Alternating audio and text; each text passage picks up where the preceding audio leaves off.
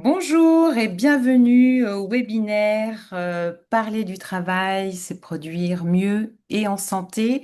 Je suis ravie de vous accueillir pour ce webinaire qui s'inscrit dans la semaine de la qualité de vie et des conditions de travail organisée par l'ANACT et les ARACT.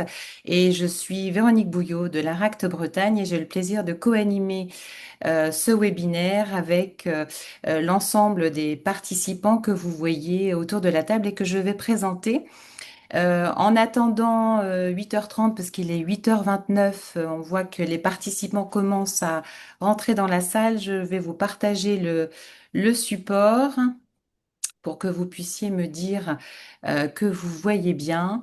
Voilà, donc nous sommes ravis de vous accueillir dans cette semaine. C'est ce que je disais, ce webinaire vous est proposé par l'ensemble des contributeurs au groupe Qualité de vie et des conditions de travail du plan régional santé au travail en Bretagne. Et donc, je suis ravie de pouvoir co-animer ce webinaire avec Marina Barbier qui est avec nous, secrétaire générale de l'UDP Bretagne et de la CPRIA, Thomas Gauthier, conseiller en prévention et MSA Porte de Bretagne, Laurette Péton-Malardé, chef de projet psychologue du travail Co-Réseau, Marie-Pierre Thérin, psychologue du travail à l'AST 22. Et puis nous allons également avoir, et vous le voyez au programme de ce webinaire, euh, des intervenants de qualité qui nous ont rejoints, et notamment sur la partie partenaire qui s'engage en faveur de la QVCT, puisqu'on a le plaisir d'accueillir Frédéric Huon, secrétaire général de la CFDT du Finistère, et nous aurons David Duval, délégué régional de l'UMM Bretagne. Voilà, donc au programme jusqu'à 10h30. Voilà, vous aurez rapidement des témoignages d'entreprises. Et là aussi, nous sommes ravis de pouvoir accueillir des représentants de l'entreprise Quedic Madoré Équipement. Et donc, on laissera rapidement la parole pour qu'ils puissent nous témoigner de ce qu'ils ont mis en place dans leur entreprise. Également l'entreprise Menuiserie Brillant, récompensée par le trophée Calivi. Marina Barbier et Sabrina Briand voilà, pourront vous présenter ce qui a été mis en œuvre dans leur entreprise, dans l'entreprise. Également la maison famille rurale de Gauvin qui vous présentera la démarche qui a été mise en œuvre. Donc un beau programme. Et pour rentrer dans le vif du sujet, nous vous proposons un sondage, un quiz. euh, euh, oui, peut-être juste avant, vous donner quelques consignes, mais je sais que vous les connaissez par cœur.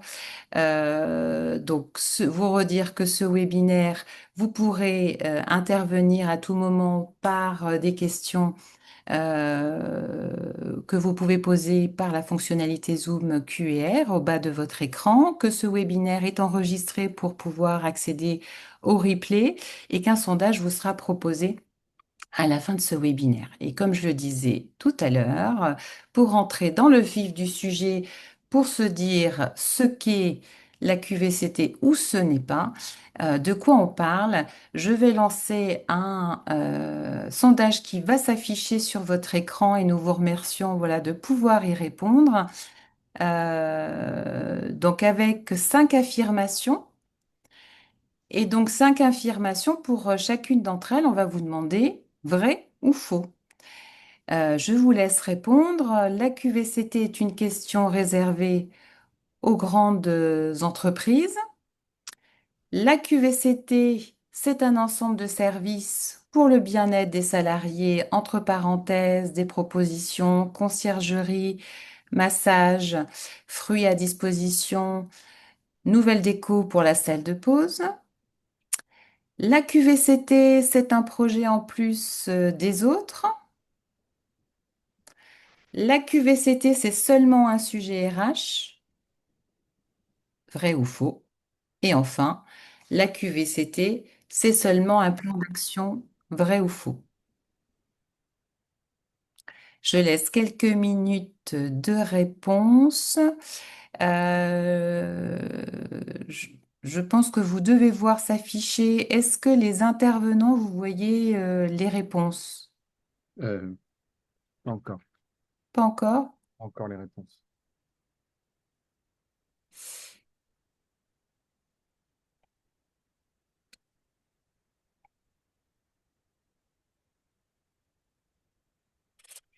Eh bien, écoutez, je mets fin au sondage. Et donc, c'est Florent qui va avoir la lourde tâche d'apporter des réponses aux résultats. Je vais mettre fin au sondage, voilà, par rapport aux répondants.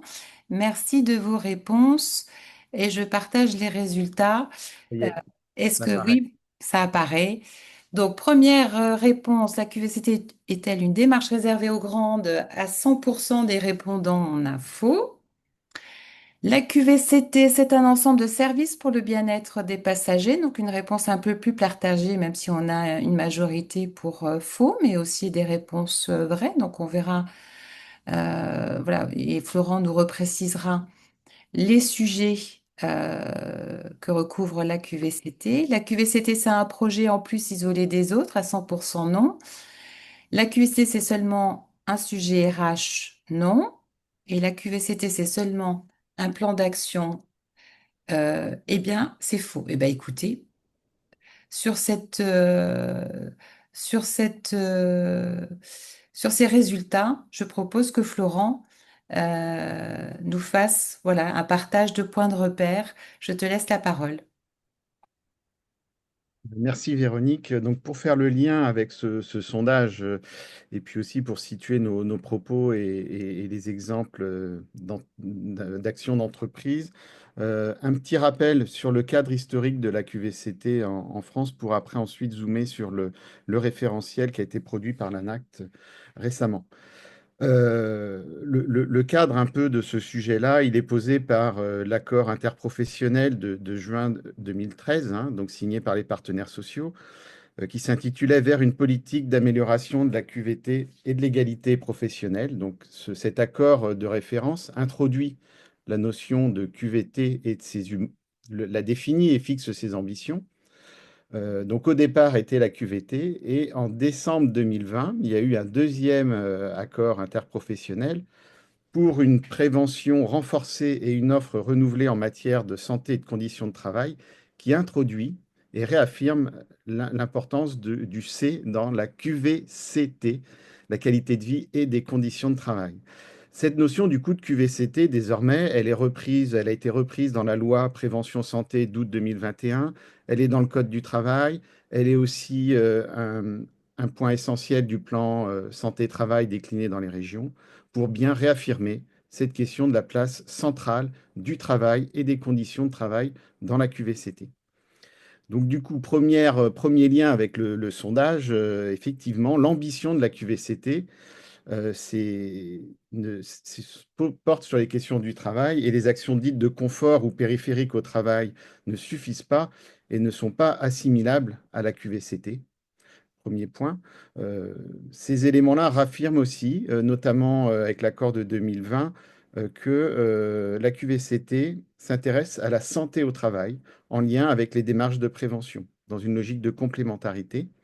Et troisième point, la QVCT renvoie à une démarche pragmatique et progressive, celle de l'ANACT. C'est en effet dans ce cadre que, depuis 2013, l'ANACT est intervenu dans un certain nombre de structures et c'est à partir de ça qu'a été produit un référentiel en 2023, un référentiel pour aider à partager une vision de ce qu'est la QVCT et inciter les entreprises à agir dans ce type, s'engager dans ce type de démarche. Donc, ce qui ressort de ce référentiel-là que vous avez à l'écran, il y a trois points clés hein, issus voilà, de l'expérience qu'on peut avoir sur ces sujets. Ça combine trois dimensions. Des ambitions communes, des principes méthodologiques incontournables et des sujets en lien avec le travail. Donc pour reprendre un peu ces trois points-là, sur les ambitions, déjà ces ambitions, elles sont à partager entre la direction, les salariés et leurs représentants. L'ambition, c'est bien d'articuler des objectifs de santé au travail, de bien-être au travail pour les salariés et de performance pour l'entreprise, afin que ça permette de répondre aux préoccupations des acteurs de l'entreprise et aux enjeux de l'entreprise. Premier point de l'ambition. Cette ambition, elle est aussi de donner à chacune et chacun du pouvoir d'agir sur son travail, avec la possibilité pour les uns et les autres de s'exprimer sur son travail, sur les problèmes vécus, afin de pouvoir faire des propositions. C'est un point central de l'accord de 2013. Troisième point, il s'agit de pouvoir améliorer à la fois le travail au quotidien, voilà, à chaque jour, mais aussi ça peut être une opportunité pour intégrer la QVCT dans les projets et dans les évolutions de l'organisation. Donc, deuxième lien du coup avec le sondage, c'est pas qu'une démarche isolée des autres, c'est pas une démarche isolée des autres, elle fait du lien avec la culture, le fonctionnement de l'entreprise. Et là, sans trop dévoyer ce qui va être présenté par les entreprises, par exemple pour Quedic, c'est une démarche qui s'est articulée avec le projet, qui s'articule avec le projet d'entreprise et sa démarche de prévention. Pour l'entreprise Brillant, la démarche QVT permet de faire le lien avec leur ADN, de la transmission et de la cohésion d'équipe dans le cadre de l'évolution de l'entreprise. Ils ont aussi travaillé sur plein d'autres sujets qui vont être développés pour améliorer la QVCT. Et pour la maison familiale rurale, ça sera des enjeux d'attractivité et de fidélisation des salariés, notamment, qui vont être développés dans les témoignages. Donc voilà, ce n'est pas une démarche isolée des autres. Voilà, on était du côté des ambitions. Du côté des sujets, il s'agit bien d'être sur des questions autour du travail, de ses conditions de réalisation et aussi des conditions d'emploi. C'est là qu'on voit que ça peut concerner effectivement des questions de GRH, mais ce n'est pas qu'un sujet de RH, mais les acteurs RH sont des acteurs clés associés à ce type de démarche. Sur les sujets, on peut rentrer par différentes, on va dire, portes d'entrée, hein, que ce soit la santé au travail et la prévention, l'organisation du travail, le contenu et la réalisation du travail, le projet d'entreprise, et le management, le dialogue professionnel et social, l'égalité professionnelle, les compétences et les parcours professionnels. Tous ces sujets sont imbriqués dans la vie, dans le fonctionnement de l'entreprise. Ça peut être à la fois des portes d'entrée, mais aussi de sortie, parce qu'une situation de travail ne se limite pas à un sujet. Donc ça amène à faire du lien entre ces sujets. Donc deuxième point. Et troisième point pour finir, euh, aborder et travailler sérieusement sur la QVCT en entreprise nécessite des principes et des méthodes. Quatre points clés autour de ça. Déjà, je l'ai un peu évoqué, c'est une démarche partagée. La démarche QVCT requiert l'engagement conjoint de la direction, des salariés et de leurs représentants pour impulser, animer et faire vivre la démarche. Donc il y a besoin de concertation, de dialogue social, de dialogue professionnel et de réussir aussi à travailler autour de compromis, compromis productifs et favorables à la santé. Donc, démarche partagée, premier point. Deuxième point, la discussion sur le travail, à partir d'espaces organisés et animés pour parler du travail avec celles et ceux qui le réalisent au quotidien et aussi ceux qui l'encadrent, avec une visée participative qui doit permettre la mobilisation des salariés en tant qu'experts de leur travail, au même titre qu'ils vont aussi pouvoir être bénéficiaires des résultats. Voilà, deuxième point clé.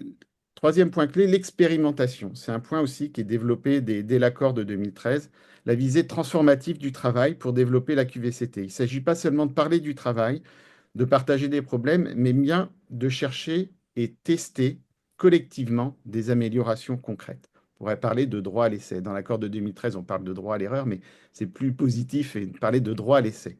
Donc, essayer des choses, voir ce que ça donne pour ajuster si besoin et continuer d'avancer concrètement sur le sujet.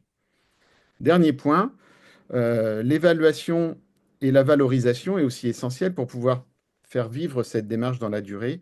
Ce type de démarche soutient un peu la mise en réflexion collective, non seulement sur les résultats obtenus, mais aussi sur la manière de conduire cette démarche pour renforcer l'appropriation de l'usage d'outils et de méthodes, l'apprentissage d'un savoir-faire ou de l'autonomisation sur la mise en œuvre de la démarche. Les trois exemples d'entreprises nous montrent que cette voie-là est engagée. Et puis la communication aussi, la valorisation, elle permet de valoriser et diffuser les résultats en interne, mais aussi de les promouvoir à l'externe et de soutenir par ce fait l'engagement individuel et collectif et donc la dynamique dans la durée. Voilà, donc dernier point par rapport au sondage, on voit bien que ce n'est pas seulement un plan d'action comme vous avez répondu à 100%. Voilà, donc pour faire le lien avec les témoignages, en fait, ce que je viens de présenter un peu rapidement, toutes ces dimensions vont être reprises dans le détail et être illustrées concrètement par les trois témoignages des entreprises à suivre.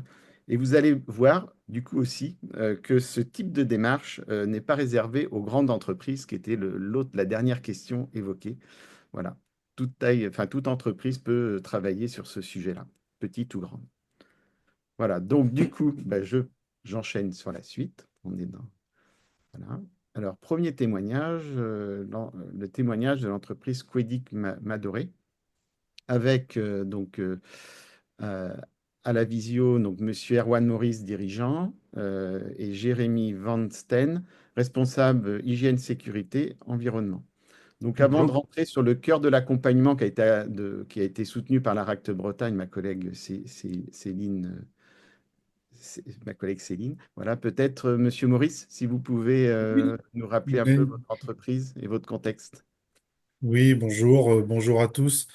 Donc, Erwan Maurice, dirigeant de Quedic Madoré Équipement. Donc, on est une société de 110 personnes environ, entre 100 et 110 personnes, basée à côté de l'Oudéac, à Plémé. On étudie, on fabrique et on installe des équipements pour les abattoirs porcs bovins en France et à l'étranger, et ainsi que des salles de découpe et de désossage. Donc, on est des fabricants de matériel. On est rattaché d'ailleurs au syndicat de l'IUMM à ce titre. Euh, on a des salariés sur site à Plémé et on a des salariés, une vingtaine, sur les chantiers aux quatre coins de la France. Euh, pour nous, si je définissais le contexte de la démarche, elle a été initiée par notre projet d'entreprise. Hein. Le projet d'entreprise, je le rappelle, pour nous, c'était un projet à eu but de définir la vision, la stratégie, là où on veut conduire l'entreprise dans 5 ou 10 ans. Pour mettre en place ce projet, nous nous sommes questionnés sur nos métiers, nos valeurs, et on a organisé notre travail autour de différentes ambitions, le client, bien sûr, les partenaires, les actionnaires, tout en mettant au centre de tout ça nos collaborateurs.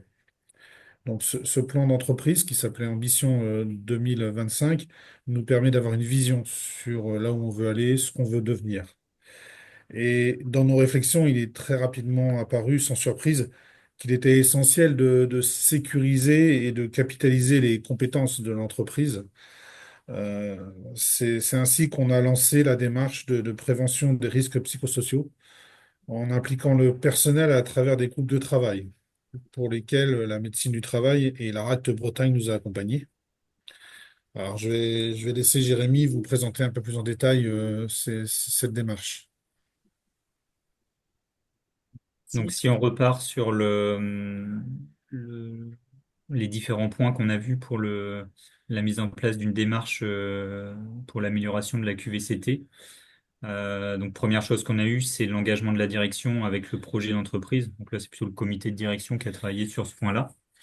Et donc, il y a un plan d'action qui en a découlé avec la création d'un comité de pilotage interne pour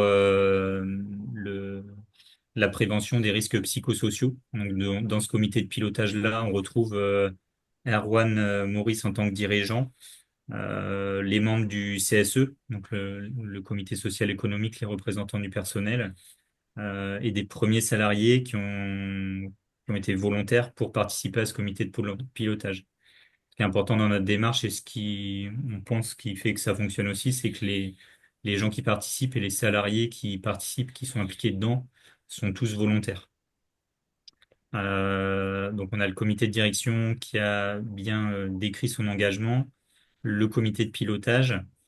Et ce comité de pilotage-là, au tout départ, comme le disait Erwan, on a travaillé avec notre service de santé au travail, la IST 22, où on a Madame Bizien, la psychologue du travail, qui est intervenue pour nous faire une photographie en 2022 du ressenti des salariés sur la qualité de vie et les conditions de travail. Et donc, à partir de ce diagnostic-là, est ressorti des propositions d'action avec la création de groupes de travail. Donc, pareil, on a créé 2 groupes de travail sur des thématiques qui ressortaient de ce diagnostic-là et sur lesquelles il y avait des pistes d'amélioration, notre communication interne et aussi le- les relations et les collaborations entre les jeunes et les anciens salariés. Donc, on a créé des groupes de travail. En pratique, c'était des groupes de 8 personnes. Pareil, tous volontaires. Le gros avantage qu'on a eu aussi dans les volontaires, c'est que c'était des profils interservices. Donc ça permettait d'avoir des échanges assez riches entre les participants, avec des collègues qui se croisent tous les jours, mais qui travaillent pas forcément ensemble euh, dans le même service. Et donc on a animé des groupes de travail, et là on est plutôt sur la partie bleue, la parler au travail, où ces groupes de travail nous ont permis de créer un lieu d'échange un petit peu particulier parce que il n'y avait pas forcément d'étiquette de management, il n'y avait pas forcément la direction qui participait à ces groupes de travail-là, si ce n'est un pilote. Donc c'est moi qui ai piloté cette démarche-là avec le côté neutralité, quoi. Sans arriver déjà avec des solutions toutes faites, mais vraiment laisser les collaborateurs échanger sur ces thématiques-là. Et donc l'objectif des groupes de travail, c'était de proposer des actions qui ont été validées par le comité de pilotage interne. Et ces actions-là, on a pu les tester sur le terrain. Donc l'idée, c'est vraiment de se fixer un objectif pour chaque action, un périmètre d'action. Est-ce qu'on travaille sur un service? Est-ce qu'on travaille sur l'ensemble des services? Et dans le périmètre aussi, se donner un délai. Est-ce qu'on teste une action sur un mois, 2 mois, 3 mois et se laisser le temps de voir si ça fonctionne ou pas. Et donc après, ben, les résultats du test étaient revus par le groupe de travail, par le comité de pilotage. Et finalement, on est rentré dans une boucle d'amélioration, hein, une démarche itérative, où finalement on a reproduit la démarche avec un nouveau groupe de travail qui finalement s'est reconstitué sur les volontaires qui participaient déjà, et là où on a été accompagné par Céline Fleury de l'ARACT pour travailler sur un autre sujet qui apparaissait dans notre diagnostic initial. Si on revient sur la composition des groupes de travail, c'est un point important pour tester les actions, de pouvoir associer aussi des personnes d'encadrement. Oui. Alors, le personnel d'encadrement, on l'a intégré après. En fin de compte, on a plutôt laissé le groupe de travail faire la réflexion. Et après, on a intégré dans la définition du plan d'action ce que nous, on a appelé des personnes ressources.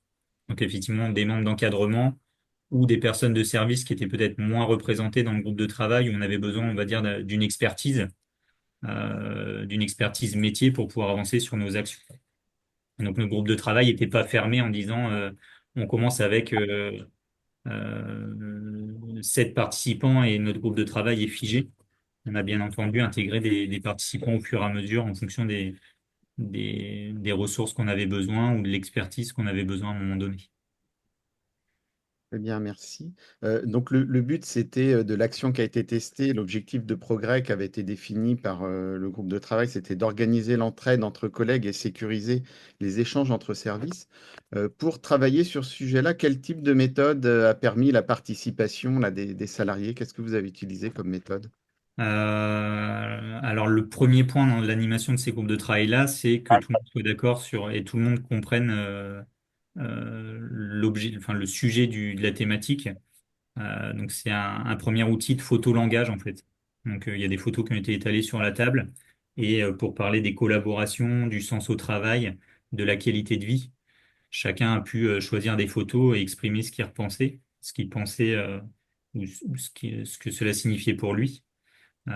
Et donc, ça a vraiment été un temps de dialogue où chacun a pu exprimer un petit peu son point de vue et chacun a pu se mettre d'accord sur finalement l'objectif du groupe de travail et pouvoir travailler après sereinement sur le plan d'action.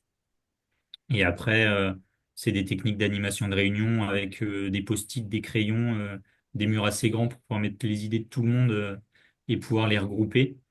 Et après, des grilles de décision pour sélectionner l'action qui nous paraissait la plus pertinente et aussi des actions faciles à mettre en œuvre en entreprise.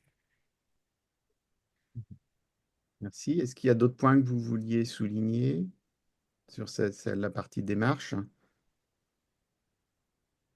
Bon, je pense que si on prend la slide suivante et puis et que j'en fais une synthèse pour compléter ce que vient de dire Jérémy, moi au départ je me suis dit dans quoi on part.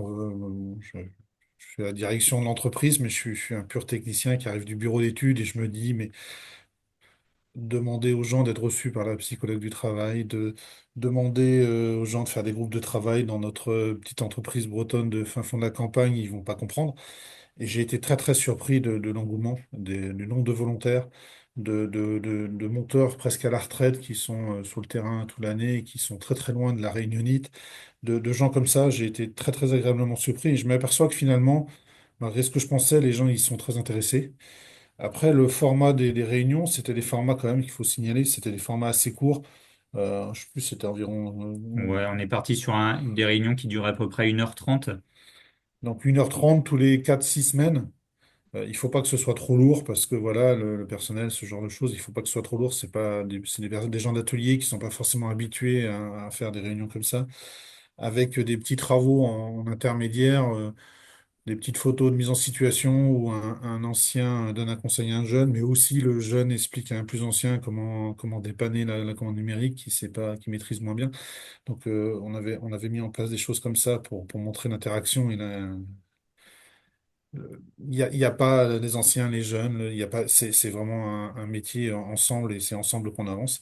Donc c'est ça que je voulais dire. Je voulais juste, je pense que pour moi ça me semblait très compliqué et au final ça s'est fait très simplement et c'est très très bien passé au niveau du personnel et je pense qu'il faut pas s'en faire peur, hein. On est une société d'une centaine de salariés, on n'a pas des gros moyens et puis on s'est aperçu que les gens étaient très motivés et quand on faisait des nouveaux groupes, il y avait toujours des volontaires parce que bah, on savait que l'ambiance était bonne. Après, Jérémy sait préparer le petit café et les petits gâteaux pour le début de la réunion, et c'est important. Donc, Important aussi. le sujet, je pense quand même, le sujet le plus important pour nous, on a très vite vu dans les premiers groupes, c'était de remettre du sens au travail. Et pour nous, on a très vite vu que la QVCT, c'était de retrouver un sens au travail. Euh, et si on veut que ce soit durable, il faut le trouver. Mine de rien, il faut l'échanger là-dessus. On n'a pas forcément eu des solutions à beaucoup de choses, mais la démarche, le temps de travail, le temps de discussion entre nous a été très, très favorable. Et puis, on s'aperçoit qu'en fait, il faut quand même laisser la parole. Je pense que, on a voulu justement que dans les premières réunions, les premiers débats, il n'y ait pas moi, il n'y ait pas les gens de la direction. Il y ait Jérémy qui a un statut assez neutre pour qu'ils aient la facilité de s'exprimer autour de leur situation. Sur la fin des groupes, quand il a fallu dire bah, quels moyens on met en face pour mettre en place, il fallait mettre des moyens en place. On va conseiller aussi par Céline de l'ARAC. Ils nous ont demandé de nous, direction, de venir de nouveau dans le schéma pour dire mais oui, on peut vous. Vous savez, quand je peux prendre des exemples concrets, ça parle aux gens.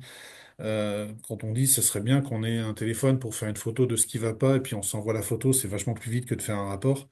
Bon, les salariés se disent, il va falloir un téléphone pour faire des photos. Alors, on a tous dans nos entreprises des boîtes entières de téléphones qui servent plus pour faire des photos, mais c'est le dirigeant qui peut dire, oui, je vais vous mettre un téléphone à disposition. Et il fallait sur la fin que les dirigeants soient là. Donc, je pense qu'on a pu donner la possibilité à nos salariés de s'exprimer. Et puis, ben, je pense que ce qui a été important aussi, c'est très important, c'est la dernière ligne. C'est-à-dire qu'il faut se donner le droit à l'essai, il faut se dire, on a des idées, on va le faire. Ouais, ça va marcher, ça va peut-être pas marcher. Bon, on essaye, on se donne le droit à l'essai, on se donne le droit que ça marche ou que ça marche pas. Puis si ça marche pas, ben, on se posera la question pourquoi, mais si ça marche, tant mieux. Puis ben, on s'aperçoit qu'en essayant beaucoup de choses, eh ben, il y en a quelques-unes qui sont restées, qui sont toujours là, et on a l'impression qu'elles sont là depuis toujours. Des réunions top 5, des échanges interservices qui n'étaient pas là. Ils y sont toujours aujourd'hui. Il y a certains points qui sont restés et on a l'impression qu'ils ont toujours été là. On se demande comment on faisait avant. Donc je pense qu'il faut se donner le droit, il faut essayer, il faut le faire, il faut prévenir tout le monde que si ça va pas, ça ira pas, que c'est dans l'intérêt de tous. Mais voilà, De suivre les choses effectivement et d'évaluer ce qui est fait. Souvent, c'est ça qui est le plus difficile, de prendre le temps d'évaluer ce qui a été testé pour en tirer des enseignements et ajuster. C'est ce que vous témoignez là au on travers. a, nous, quand on fait nos réunions, alors une petite société, on n'est pas une grande société industrielle, mais on aime avoir des indicateurs de réussite de tout ce qu'on fait. On se dit, on a fait une démarche, est-ce qu'on a un indicateur de réussite? Est-ce qu'il y a quelque chose, on peut communiquer sur quelque chose qui a réussi? Il faut faire attention à pas trop se bloquer là-dessus. Les indicateurs de réussite en matière de QVCT, c'est des choses de fond, c'est des choses qui sont pas toujours aussi visibles que le résultat, le chiffre d'affaires, que le nombre de bonnes pièces, le nombre de mauvaises pièces. Euh, je pense que Le contact humain, quand on fait un tour d'atelier, c'est ça, c'est peut-être plus ça l'indicateur et je pense il faut savoir garder le contact. Et La peut-être suite des choses. Merci la perception beaucoup. à chacun de son niveau que la démarche a été utile et à la fois Exactement. pour le bien-être, mais aussi pour le bon fonctionnement de l'entreprise, quoi. Voilà. Merci beaucoup Merci pour beaucoup pour votre ce témoignage et on voit Avec aussi plaisir, hein, avec plaisir. les conditions de réussite nécessaires pour que ça fonctionne, hein. Moi, je retiens aussi le binôme direction-préventeur.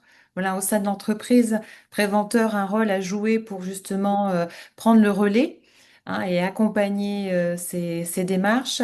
Vous l'avez dit, parler du travail avec ceux qui font le travail, ça c'est important pour aussi trouver des solutions concrètes. Et puis la dernière idée que vous avez effectivement développée, la notion d'expérimentation qui est vraiment ancrée dans la démarche QVCT, le droit essai-erreur.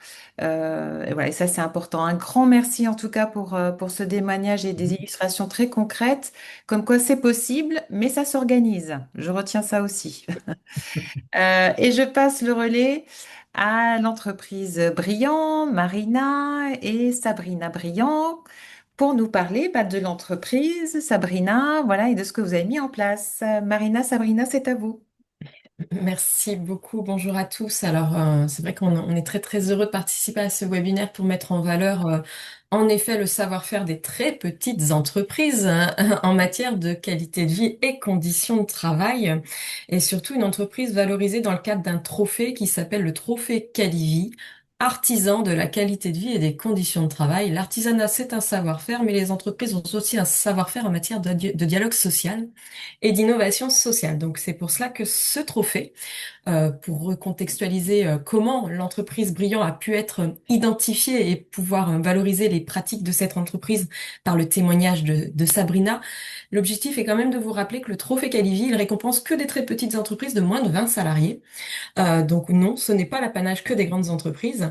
Et pour évoquer le fait que c'est aussi une possibilité pour nous de capitaliser sur toutes ces bonnes pratiques que souvent on ne met pas en valeur, qu'on ne, c'est souvent, et vous le verrez au travers le témoignage, c'est du bon sens. C'est souvent du quotidien, des choses que l'on fait qui sont intégrées, mais pas toujours présentées, valorisées. Et nous, on avait à cœur de pouvoir vous les présenter et les montrer. Alors juste une petite parenthèse pour évoquer que le trophée, il a lieu chaque année, que nous sommes en cours de recrutement de candidature. Donc, si vous avez connaissance d'une très petite entreprise qui souhaite candidater à l'issue du témoignage, n'hésitez pas, c'est jusqu'au 31 juillet et ça concerne 8 régions. Donc voilà, vous pourrez rendre visite sur le site du Trophée Calivi. Mais sans plus attendre, vous avez besoin de comprendre concrètement, voilà, les très petites entreprises, ce qu'elles peuvent faire. Ça va des entreprises avec 2 salariés jusqu'à 20. Donc oui, oui, on peut faire de la QVCT. Donc, je vais donner la parole à Sabrina Briand, donc pour présenter en quelques mots son entreprise, parce que souvent l'ADN de l'entreprise a aussi du lien avec ce qui est mis en place dans l'entreprise. Donc, merci Sabrina de pouvoir nous dresser en quelques mots d'où êtes-vous partie et où vous en êtes aujourd'hui, et c'est important cette évolution. Bonjour Marina, bonjour à tous. Donc oui, effectivement, SARL Briand, nous sommes menuisiers agenceurs dans une petite commune à côté de Vitré qui s'appelle Louvigné-de-Bay. Alors je vais vous présenter en trois dates clés qui se sont déroulées. Donc en 2004, nous décidons avec mon mari Stéphane, qui est issu de l'apprentissage, de s'associer pour créer l'entreprise SARL Briand. Voilà, donc pour la petite histoire, il a commencé tout seul, hein, dans un petit cabanon, hein. Notre atelier était vraiment, on était loin des conditions de travail idéales pour tout vous dire. Voilà, et puis on s'est fait un petit portefeuille de clients. Et en 2008, on a décidé de construire notre atelier, un véritable atelier, hein, dans un vrai hangar, à Louvigné-de-Bay, donc la commune où on est aujourd'hui. Et puis, du coup, on a eu beaucoup plus de clients à venir, des maîtres d'œuvre qui nous ont contactés, des architectes, des décorateurs. Et en 2019, il a fait une structure. Et du coup, on a fait une extension de l'atelier, on a renouvelé tous nos parcs machines et on a créé également un bureau d'études. Donc, on s'est structuré pour pallier justement au nombre de demandes qui était vraiment croissant. Aujourd'hui, nous sommes 16 personnes, donc 2 co-gérants, mon mari et moi. On a 11 CDI, 3 apprentis. Je voulais vous présenter un peu l'ADN de l'entreprise. Chez nous, ce qui prime, c'est la transmission des savoir-faire. Pour tout vous dire, sur les 14 salariés, 9 personnes sont issues de l'apprentissage chez nous. Et donc, c'est important pour nous de transmettre notre savoir. Stéphane est lui-même issu de l'apprentissage, donc c'est quelque chose vraiment qui fait partie de l'ADN de l'entreprise. Et également, ce qui est important chez nous, c'est la cohésion d'équipe et la communication. Voilà, ça c'est super important dans notre entreprise. Alors, je pense qu'en fait, ces éléments qui sont dans l'ADN de l'entreprise vont être vraiment des marqueurs de la démarche QVCT engagée. Vous allez voir que c'est vrai que si ces apprentis ont voulu rester à l'issue de leur apprentissage dans l'entreprise, c'est peut-être qu'il y a une bonne raison pour cela, au-delà voilà de la volonté de Sabrina et de son du co-gérant, donc de son mari, de pouvoir les garder dans l'entreprise. Ils n'ont pas voulu partir et on va le savoir pourquoi. Donc, vous voyez que les 6 items de la QVCT qui vous ont été présentés dans les propos introductifs quand on parle de la QVCT, on parle de quoi? Vous voyez que l'entreprise Brillant le pratique au quotidien, puisque en fait sur ces 6 pétales, parce que c'est mettre de la couleur dans la vie de l'entreprise, la QVCT, ces 6 pétales, eh bien l'entreprise Brillant, vous les avez investis, vous les avez vraiment chacun d'entre eux investis, et vous allez pouvoir nous mettre en valeur quelques-unes des actions, parce qu'on pourrait même pas toutes vous les présenter tellement ces actions sont nombreuses, et cette démarche est intégrée dans le fonctionnement de l'entreprise. Donc si on avait quelques petites actions qui pour vous ont vraiment beaucoup de sens et sont vraiment le reflet de ce que vous mettez en place, quelles seraient-elles, Sabrina? Alors, juste pour parler au départ, quand même, faire une petite parenthèse sur la QVCT, juste pour bien remettre les choses dans son contexte, qu'on est une petite entreprise. En fait, quand j'ai postulé, enfin, comme nous avons postulé, on m'a parlé de QVCT, et moi, QVCT, je ne savais pas ce que c'était. Quand j'ai rempli, en fait, le dossier Calivi, je me suis rendu compte qu'en fait, la QVCT, c'est quelque chose c'est des actions qu'on mettait en place au quotidien, mais sans nous en rendre compte. Donc, écoutez, c'était plutôt naturel pour nous. Donc voilà, juste une petite parenthèse par rapport à ça. Donc, concernant les actions qu'on a mis en place, donc nous, on est très sur le dialogue social, la communication. On organise beaucoup de temps d'échange. Par exemple, le café du matin. Alors, ça peut paraître anecdotique, pardon, mais c'est un moment privilégié pour donner la parole aux salariés. Tout le monde ne le fait pas dans le bâtiment. Souvent, les salariés prennent le camion et ils vont sur les chantiers et personne ne se voit dans l'entreprise. Nous, on tient vraiment à ce moment-là qui est primordial. Le matin, c'est tout le monde au café. On discute des choses. On peut discuter des choses personnelles, mais également en fait des retours sur chantier, des remontées de chantier, parce que eux sont sur le terrain et c'est très important. On a mis également en place des réunions hebdomadaires avec des chargés d'affaires pour justement parler des chantiers et qu'ils se sentent soutenus sur leurs affaires, remonter les problématiques, trouver des solutions ensemble. Ça, c'est vraiment important pour nous. On le fait tous les vendredis matins. Donc voilà, ce qu'on veut aussi dans le dialogue social, c'est concilier vie professionnelle et vie personnelle. On aménage le temps de travail en fonction des personnes. Souvent, le vendredi après-midi, ils sont libres. Je pense aux papas. On a des papas de bébés, des papas d'enfants très jeunes qui peuvent aller chercher leurs enfants à l'école, qui peuvent aller chercher leurs enfants à la nourrice, ce qui est vraiment intéressant pour eux. Ils aiment bien. Et puis, les heures supplémentaires effectuées aussi, on leur permet de prendre 1 à 2 semaines de congés finalement en plus dans l'année pour que ils bénéficient aussi voilà, de leurs vacances parce que souvent le monde du bâtiment c'est vacances en décembre, vacances en août, mais nous on a affaire quand même à des personnes qui sont assez jeunes et donc parfois qui n'ont pas d'enfants et ils aiment bien partir quand même en dehors des vacances scolaires et en profiter. Alors, ces temps d'échange que vous mettez en place dans l'entreprise, ils vont même un petit peu plus loin parce que ces temps d'échange sont aussi, je crois, que vous profitez aussi de mettre en place à d'autres moments dans l'année des temps d'échange beaucoup plus structurants et vous les associez vraiment aux valeurs de l'entreprise. Enfin, voilà, le dialogue va même beaucoup plus loin. Si vous pouvez nous en donner Oui, deux. il va plus loin. En fait, on anime 2 réunions ensemble, pour déjà expliquer nos chiffres, parce qu'on est tout à fait transparent sur nos chiffres. On veut vraiment, c'est partager la vision et les objectifs de l'entreprise. On veut vraiment impliquer les salariés dans nos décisions. Et puis en plus, ces réunions-là, en général, la descente, c'est celle qui intervient après notre bilan. C'est aussi partager les résultats, leur montrer qu'on partage les résultats avec un accord d'intéressement qui a été mis en place en 2018 quand on était moins de 10 salariés. Juste Sabrina, excusez-nous, vous avez un petit problème de son, je crois. Ah, pardon. Je pense que c'est en fonction de si vous vous mettez face au micro de Ok, votre. bah, je vais me rapprocher. Vous Voilà. m'entendez? Ah ben là, très bien. Et donc, voilà, vous pouvez baisser un peu le son. D'accord. Alors, pas trop non plus. Alors, donc, excusez-moi, je vous ai coupé dans la dynamique. Voilà, excusez-moi, c'est. Non, que du coup, ces deux réunions c'est très important pour les salariés parce que ça les impliquait vraiment dans la décision, dans les objectifs d'entreprise. Et on prenait aussi, c'est le moment aussi de prendre la température et voir eux aussi comment ils voient l'avenir de l'entreprise, les intégrer vraiment à ça. Alors, pour mettre en valeur aussi un autre un volet des actions mises en place dans l'entreprise, vous êtes aussi très attaché l'autonomie, la responsabilité confiée à vos salariés. Vous pouvez nous en dire deux mots sur comment ça s'organise dans l'entreprise parce que voilà, chacun a sa place dans l'entreprise et chacun, je crois, voilà, peut prendre une part d'autonomie dans Oui, ces. alors chacun effectivement a sa place. Alors déjà, il faut poser quand même un cadre, c'est-à-dire qu'on a des fiches de poste très claires qui sont construites avec les salariés. Donc on en discute ensemble. Et puis on les rend beaucoup autonomes et responsables. On fait beaucoup confiance à la nouvelle génération aussi. C'est-à-dire que les apprentis qui arrivent, quand on les sent prêts, eh ben, on leur donne les tâches.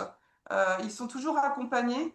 Mais voilà, c'est important aussi de les valoriser par rapport à ça. La transmission du savoir-faire grâce au tutorat permet de valoriser aussi les compétences finalement des tuteurs, ce qui peut être très intéressant. Et donc voilà, ouais, autonomie et responsabilité, très important chez nous. Bon, vous l'avez compris dans cette entreprise, voilà, vraiment ça fait partie du quotidien d'échanger, de donner une place à chacun, que chacun puisse s'exprimer et avoir une autonomie dans son travail, transmettre son savoir. Et on est sur des salariés qui ont un profil jeune et qui sont aussi attachés à un autre volet très important parce que c'est pas lorsqu'on a 50 ans que l'on peut être usé, que l'on doit prendre en compte les questions de santé au travail. Vous êtes aussi très attaché aux enjeux de conditions de travail et de santé au travail et vous avez mis en place un certain nombre d'actions, notamment l'investissement dans du matériel très performant. Et on l'a vu lorsqu'on vous a rendu visite, les salariés sont très heureux du cadre de travail qui a été mis en place. Donc voilà, quels sont les aménagements que vous avez pu mettre en place pour Alors, répondre aux besoins de cette jeunesse? concernant l'atelier, on a mis en place une commande numérique, hein, ce qui est plutôt bien dans une petite entreprise comme la nôtre. Ça limite les accidents de travail et en plus, ça rend attractif notre métier pour la jeune génération parce qu'ils aiment beaucoup travailler sur la commande numérique. Et puis, ce qu'on cherche aussi chez nous, c'est réduire la pénibilité du travail parce que cette pénibilité, c'est un petit peu ça rime un peu avec le bâtiment parfois, il faut un peu dépoussiérer cette notion. On est capable de réduire la pénibilité, surtout sur la pause en chantier. Donc là, vous voyez, on a fait l'investissement dans un manipulateur de vitrage, dans un lève-porte. C'est des choses qui permettent de préserver la santé et surtout le dos hein, de nos collaborateurs. Et ça permet aussi finalement d'ouvrir ce métier aux femmes. Parce que les femmes, on dit tout le temps, ah oui, mais bon, elles vont pas porter. Mais en fait, on peut trouver des solutions qui, justement, place à part entière, même en poste de menuiserie. Après, les fabricants ont encore beaucoup à faire. Hein. Je vois les exosquelettes sont pas encore vraiment adaptés à notre métier. Mais moi, j'y crois. Et je pense qu'il faut vraiment qu'on s'ouvre à tout ça et qu'on s'ouvre surtout, faut qu'on féminise un peu le métier. Si on avait à résumer en quelques mots, voilà, la valeur ajoutée pour l'entreprise de s'être engagée dans une démarche QVCT. Alors, juste pour revenir, lorsqu'on a vraiment appelé Sabrina Briand pour savoir si elle souhaitait candidater, elle me dit, mais c'est pas pour nous, on n'est pas parfait. Et en fait, elle a dit, mais on a plein de choses à engager. Et donc, c'est là qu'on lui a dit, voilà, c'est une démarche de progression et c'est vrai que maintenant si on avait à résumer qu'est-ce que cela a apporté à l'entreprise en y mettant derrière cette notion qui pouvait être abstraite des éléments très concrets, des actions, qu'est-ce que vous retiendriez, Sabrina? Ça veut dire finalement, avec tout ce qu'on a mis en place, quand même, on a peu de turnover, peu d'absentéisme. peu d'accidents de travail. Et puis un indicateur qu'on ne peut pas mesurer, mais qui est très important chez nous, c'est le niveau de bonne humeur. Ça, c'est super important. Pour nous, un salarié qui est bien dans son travail, c'est un salarié qui est aussi plus performant. Donc ça, bah, c'est du gagnant-gagnant finalement, et c'est très intéressant. Et puis la QVCT rend aussi attractive l'entreprise, elle fidélise nos salariés, et ça, faut vraiment pas l'oublier. Nous, ce qu'on veut, c'est impliquer les salariés, communiquer avec les salariés. Leur voix est aussi importante que la nôtre. Voilà, c'est ce que je retiendrai. Pense que Sabrina a bien résumé. Voilà, c'est un enjeu gagnant-gagnant et qui vraiment peut répondre en plus à un certain nombre d'enjeux actuels, de besoins d'attractivité de nos entreprises, de besoins de fidélisation. Voilà. Ben, en tout cas, merci pour votre témoignage, Sabrina, qui démontre bien que les TPE ont un savoir-faire en matière de QVCT. Merci de donner la parole aux petites entreprises artisanales. Merci. Merci à vous deux et merci pour votre dynamisme qui est communicant et votre générosité. Voilà, on veut en témoigner aujourd'hui. Un grand merci Sabrina, merci Marina également. Effectivement, la QVCT, on l'a bien compris, n'est pas réservée qu'aux grandes entreprises. Et moi, ce que je retiens, c'est que finalement, ça s'intègre au quotidien. C'est de l'amélioration continue avec ceux qui font le travail pour pouvoir l'améliorer. Un grand merci à toutes les deux. Et maintenant, je vais passer la parole à notre troisième témoignage d'entreprise. J'ai le plaisir d'accueillir Stéphane Lepage qui nous a rejoint en cours de route. Bonjour, Monsieur Lepage, j'en profite pour vous saluer. Bonjour et bienvenue. Oui. Bonjour, je vous remercie. Et donc, ça sera Thomas Gauthier de la MSA Port de Bretagne qui va voilà, vous accompagner dans la présentation de votre entreprise et puis nous présenter ce que vous avez mis en place. Thomas, c'est à toi. Bonjour à tous. Gauthier, je suis conseiller en prévention professionnelle à la MSA des Portes de Bretagne et donc au sein du service santé sécurité au travail avec les médecins et infirmiers. J'insiste là-dessus parce que j'ai pu rencontrer en fin d'année dernière, fin d'année 2024, Monsieur Lepage, directeur de la maison familiale rurale, qui est un établissement scolaire entre autres de Gauvin. Nous avons rencontré avec médecins et infirmiers. C'était une structure pour laquelle voilà, il y avait d'anciens directeurs à l'époque pour lequel les échanges étaient assez compliqués et on ressentait notamment lors des visites, les médecins et infirmiers ressentaient aussi pas mal de mal-être chez certains collaborateurs et voilà, c'était l'occasion avec l'arrivée de Monsieur Lepage de pouvoir nous présenter le rencontrer et puis proposer l'offre de service MSA qui avait entre autres une partie voilà QVCT et Monsieur Lepage du coup a souhaité collaborer avec nous sur cette démarche qui mettait déjà en place dans sa structure mais voilà tout ça je le laisse en témoigner voilà je vous laisse la parole Monsieur Lepage. Je vous remercie. Oui, en fait, ça a été une occasion pour formaliser un petit peu les choses et puis entrer dans une dynamique, dans une démarche sur le long terme. Donc, c'était d'initier quelque chose avec la MSA qui porte un regard particulièrement sur la qualité de vie au travail. Et donc l'idée, c'était d'être accompagné, en fait, d'avoir un regard extérieur et puis de mettre en place voilà, cette démarche-là de qualité de vie au travail avec voilà, les nouveautés qui arrivaient dans la maison familiale. Donc Oui. c'était en profiter. Hein, c'était une forme d'opportunité là qu'on a saisie. Et alors Euh, justement, est-ce que vous pouvez nous présenter du coup la structure et puis ben, pour vous, quels étaient les contextes et enjeux de la mise en place de cette démarche? alors c'était surtout par souci de cohérence en fait. Voilà, les MFR portent des valeurs humanistes. On a quatre valeurs là, l'écoute, le respect, euh, la réussite et puis euh, ça y est, je les perds, excusez-moi. L'écoute, l'ouverture, voilà, c'est ça. L'écoute, l'ouverture, le respect et puis la réussite.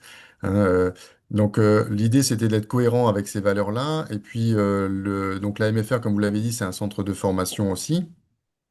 C'est une association qui délie des formations. Et à l'AMFR de Gauvin, on a des formations qui sont principalement orientées sur le service à la personne. Donc voilà, on voit bien que l'humain est au cœur en fait de nos préoccupations. Donc c'était de rester en cohérence avec cette dimension-là et que les salariés, en fait, ben, soient aussi dans cette dynamique-là pour eux-mêmes. Euh, voilà, donc dans un premier temps, ce qu'il a fallu que l'on fasse, c'est un état des lieux, de voir un petit peu où est-ce qu'on en était, ce que chacun, en fait, attendait un petit peu de cette démarche-là. Et puis de rentrer, comme je vous disais, voilà, dans une dynamique. C'était d'amorcer en fait une dynamique où la qualité de vie au travail fait partie des enjeux professionnels. C'est-à-dire que il y a une qualité en fait dans ce qui est attendu auprès des apprenants. Donc on accompagne des jeunes en fait dans un parcours de vie professionnelle, mais pas que. Hein, l'idée, c'est de les faire gagner en autonomie et puis qu'ils puissent trouver un chemin qui leur soit propre et puis dans lequel ils puissent évoluer sereinement et puis en autonomie. Donc nous, on est là juste pour accompagner en fait les choses. Et puis dans le même temps, en fait, on a aussi une action sur le territoire, c'est-à-dire que notre vocation, en fait, c'est d'être une plus-value dans la démarche sociétale plus globale. Comment est-ce qu'on vit tous ensemble et comment on introduit en fait dans nos interactions cette dimension-là de qualité de vie, de qualité des échanges, la qualité des liens aussi sur la durée. Donc voilà, c'était un petit peu tout ça en fait qui était euh, au cœur en fait de l'enjeu en fait de l'accompagnement que vous proposiez. C'est ça, c'est ce que j'ai trouvé aussi intéressant quand vous m'avez présenté votre souhait. Alors déjà la démarche que vous mettiez déjà en place en fait dans l'entreprise, enfin dans la structure, c'est euh, pouvoir aussi porter ce message et rendre acteurs en fait les salariés de la structure, mais aussi je dirais les élèves en fait hein, qui interviennent aussi dans la structure. Alors justement par rapport à cette démarche, est-ce que vous pouvez nous expliquer ce que vous avez déjà mis en place dans je dirais pour articuler cette démarche QVCT et puis sur ce que vous mettez en place encore aujourd'hui? Alors, donc on a fait en fait, on a eu plusieurs axes de travail que l'on a menés un petit peu en même temps.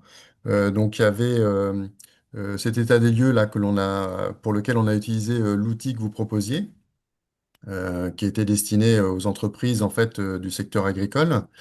Donc avec les 5 leviers d'action. Donc l'idée ça a été en fait que chaque collègue en fait puisse s'exprimer en fait sur les différentes dimensions du travail et puis d'en faire ressortir des éléments à travailler. La démarche, c'est une démarche en fait de repérage, mais surtout de passage à l'action pour lever en fait des choses, des freins à la qualité du travail que l'on fournit ici. Donc, il y a eu plusieurs rencontres en fait que vous avez animées notamment et qui ont produit un état des lieux en fait, une sorte d'autodiagnostic pour dégager en fait les éléments qui nous paraissaient en fait être handicapantes pour voilà, pour pouvoir être bien au travail et puis faire un travail de qualité. Donc, ce qui ressortait en fait, c'était des éléments sur l'organisation, sur la communication.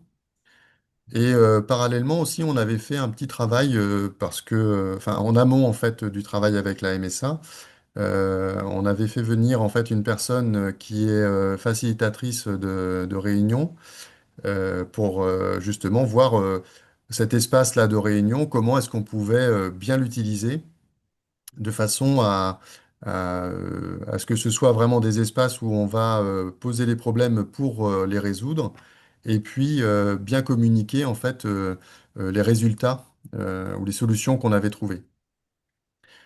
Donc voilà, donc ça, on a ce bilan-là aussi à faire là cette année, en fait, de voir comment est-ce qu'on a fonctionné avec cet outil-là qu'on a mis en place à partir de janvier, avec un diagnostic qu'on avait fait avant fin de l'année 2024. Et donc voilà, c'est un outil de réunion où parce que c'est vraiment un outil, hein, la réunion qui est très très important en fait pour euh, poser en fait les problèmes à résoudre et puis surtout pour euh, ne pas rester en fait avec des choses qui ne sont pas réglées. Voilà, c'était d'avoir un outil performant. Donc on l'a testé cette année. On va en faire le bilan en équipe là pour voir ce qu'il y a à améliorer et puis comment on s'en est servi en vrai.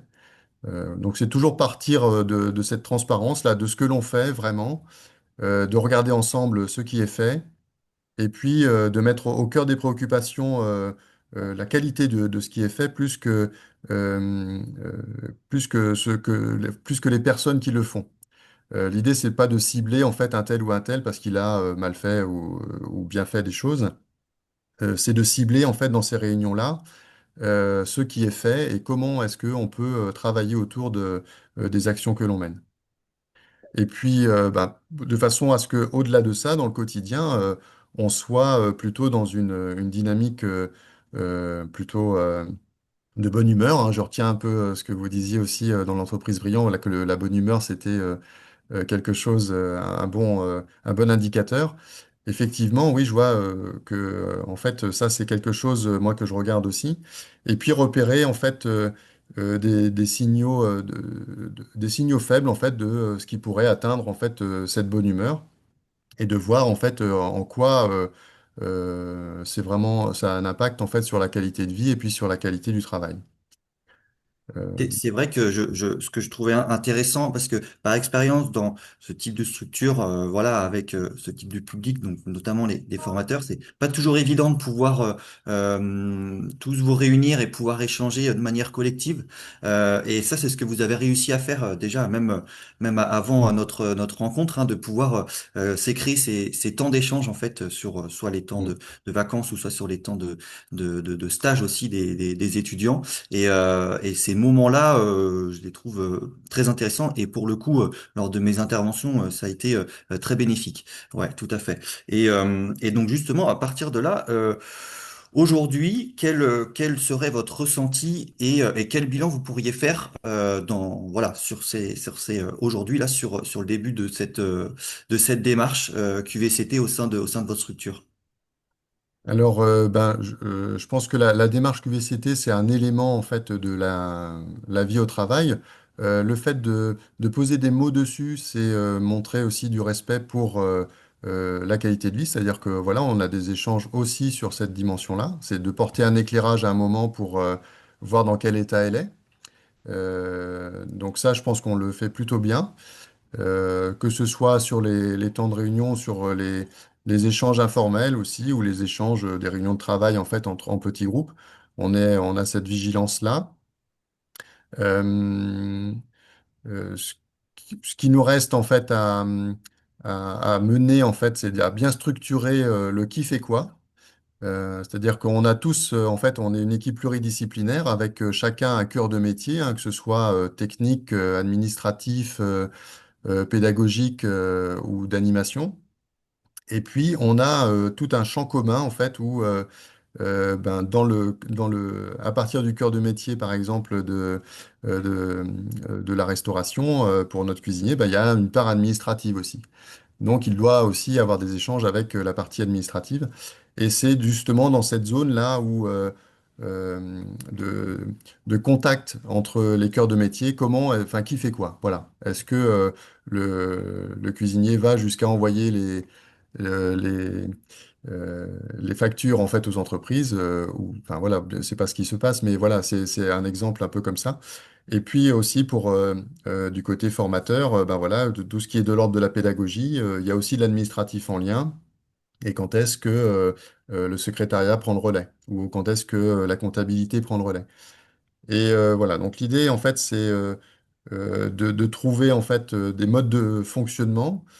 Et tant que en fait ces modes de fonctionnement-là sont pas efficients, eh ben c'est de se dire on en parle, hein. Et puis on regarde ensemble en fait qu'est-ce qui fait que ça ne fonctionne pas si bien, qu'est-ce qui fait que moi à titre individuel il y a des choses qui me grattent, qui m'empêchent d'être complètement à l'aise dans ma pratique.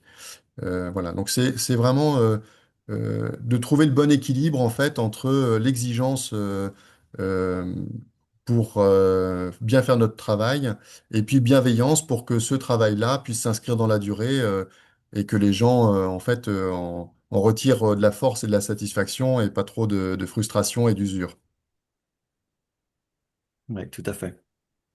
Merci à vous deux et merci pour ce Merci beaucoup. témoignage et merci Thomas pour les questions. Moi, ce que je retiens, et c'est vrai que vous voyez au travers des trois illustrations et témoignages d'entreprise que finalement, que ce soit avec des tailles d'entreprise, des profils de salariés différents, des activités différentes, parce que là, on l'a entendu par ce que vous disiez, c'est Monsieur Lepage, avec une diversité de métiers qui ont aussi une organisation du travail différente et c'est ce qu'on disait tout à l'heure, il faut organiser ses temps en prenant en compte voilà les temps de travail de chacun et chacune et comment on l'intègre dans le fonctionnement. Et finalement, vous l'avez résumé, Monsieur Lepage, c'est comment permettre aux salariés de faire un travail de qualité, voilà, dans de bonnes conditions. Finalement, ça se résume à ça, mais pour ça, il faut l'organiser et vous avez témoigné et aussi se dire, et je pense que Frédéric nous le dira, mais ces espaces de discussion sur le travail, mis en place dans chacune des trois entreprises, c'est aussi reconnaître le travail des salariés.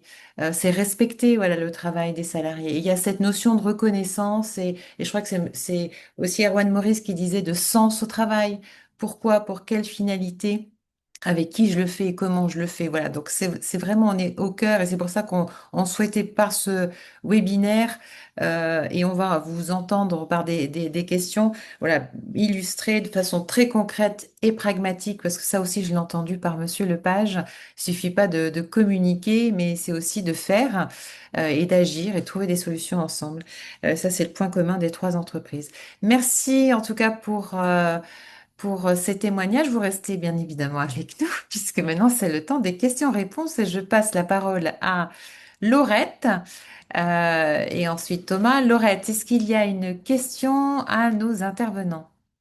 Oui, donc alors bonjour à toutes et à tous. On va relayer avec Thomas quelques questions qui ont été posées via la fonctionnalité questions-réponses de Zoom.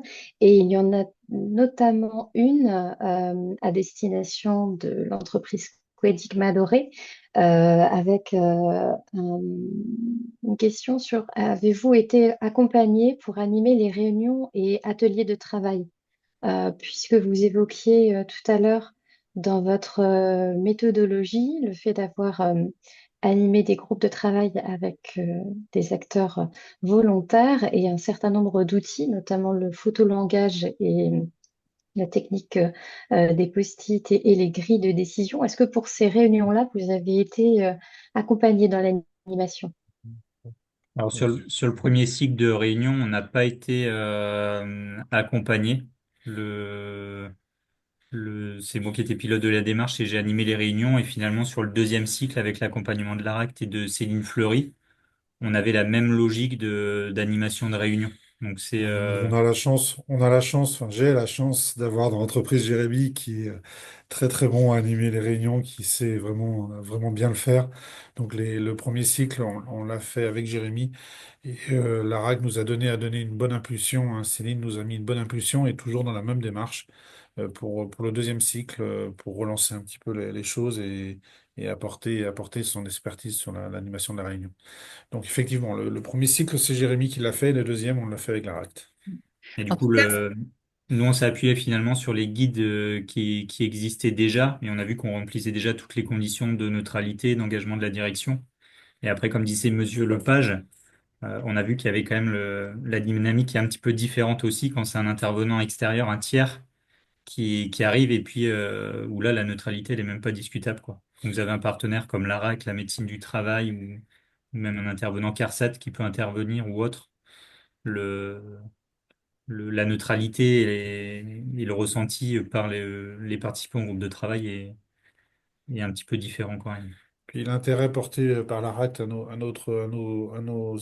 travaux, ça a beaucoup plu aux salariés. Ils se sont aperçus que ce qu'on faisait, c'était quand même intéressant et ça a bien bien relancé le sujet parce qu'ils se sont rendus compte que finalement, oui, ce qu'on faisait dans notre petit Plémet, dans notre coin, il intéressait les gens et ça nous a bien relancé le projet. en tout cas, ce que j'entends au travers aussi de la question, c'est qu'il faut outiller.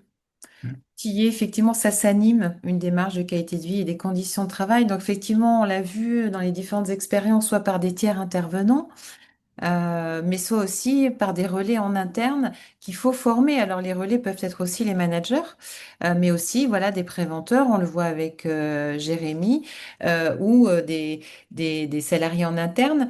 Voilà, bon, en tout cas, ça s'outille. Voilà, ça c'est pas inné de pouvoir animer, recueillir la parole et l'expression de chacun. Voilà, d'être le plus neutre, vous l'avez dit, ça c'est important pour une équité aussi de traitement dans la prise en compte de la parole de chacun, donc pour qu'elle circule, et puis surtout le traduire en action ensuite. Merci pour cette réponse. Est-ce qu'il y a une deuxième question? Oui, il y avait également une question toujours pour l'entreprise publique Madoré. C'était maintenant sur en fait, quelques exemples de solutions, euh, pour surtout sur la partie sens au travail, en fait. Si vous avez quelques exemples de solutions à partager. Alors, en fait, c'est compliqué parce qu'il n'y a pas de solution toute faite en QVCT Ouais. et ça dépend vraiment du contexte de l'entreprise. Nous, par exemple, ce qui était souligné dans le premier diagnostic de 2022 qui a été fait par la psychologue du travail, c'est que, il y avait des pistes d'amélioration sur la communication interne. Alors, les services sont assez ouverts, on peut aller discuter entre personnes autour de la machine à café. C'est pareil, c'est un peu l'endroit stratégique de l'entreprise chez nous. Dans toute l'entreprise. Mais voilà, on voyait que il y a des éléments de communication qui passaient pas, ou ne serait-ce que déjà un bonjour ou un merci dans certaines discussions. Et donc, nous, une des solutions qui a été proposée par le groupe de travail, c'était d'établir une charte des relations humaines au travail. Donc finalement, on a une charte, un document, c'est un document Quatre. qui est A4, hein, qui est affiché, qui est remis avec le règlement intérieur lors de la signature et de la remise du contrat de travail, et qui nous permet d'avoir un repère. Et Ah, pour moi, quand on détecte un souci dans la communication, dans les relations humaines, parce que vous en avez dans toutes vos entreprises, avant de dégainer les outils de règlement intérieur, de sanctions, le premier sujet, c'est viens me voir, tiens, regarde la charte, ça c'est écrit par les salariés, hein, c'est pas moi qui l'ai écrite, c'est vous. On la relie ensemble et puis on essaie de l'appliquer. Donc ça, c'est le premier, c'est assez facile à mettre en œuvre. Il n'y a pas de sentiment de sanction en face du salarié. C'est on relie ensemble la charte que vous, salarié, vous avez écrit sans moi. Hein, j'y étais pas. Mhm. Et ça, c'est un des outils où effectivement, après, il y a des outils de communication. C'est très matériel. Hein, c'est comme je disais tout à l'heure, c'est le téléphone où on s'envoie une petite photo. Alors ça, c'est typiquement là où il faut qu'on intervienne, qu'on soit quand même derrière. Typiquement, on décide de dire quand il y a un souci, il y a un souci, c'est pas un gros mot, hein, quand il y a un point d'amélioration à mettre en place sur une fabrication ou autre, on fait une photo du point et puis on l'envoie sur une zone de transfert pour envoyer la photo.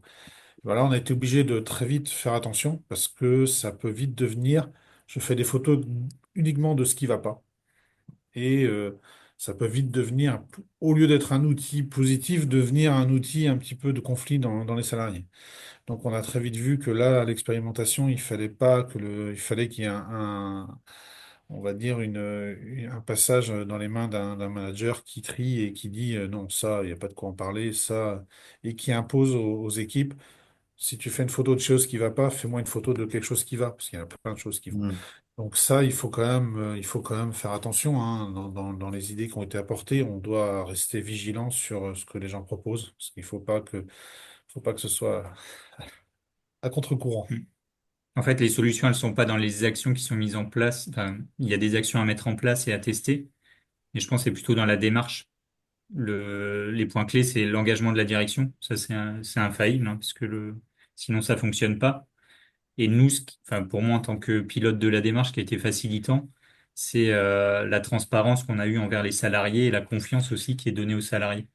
Transparence sur les résultats, hein. L'enquête faite par la psychologue du travail sur les risques psychosociaux, on l'a diffusée à tous les salariés, on les a tous réunis en salle et on l'a affichée en toute honnêteté sur les points positifs, les points négatifs. On n'a rien caché, on a été clair. Mm.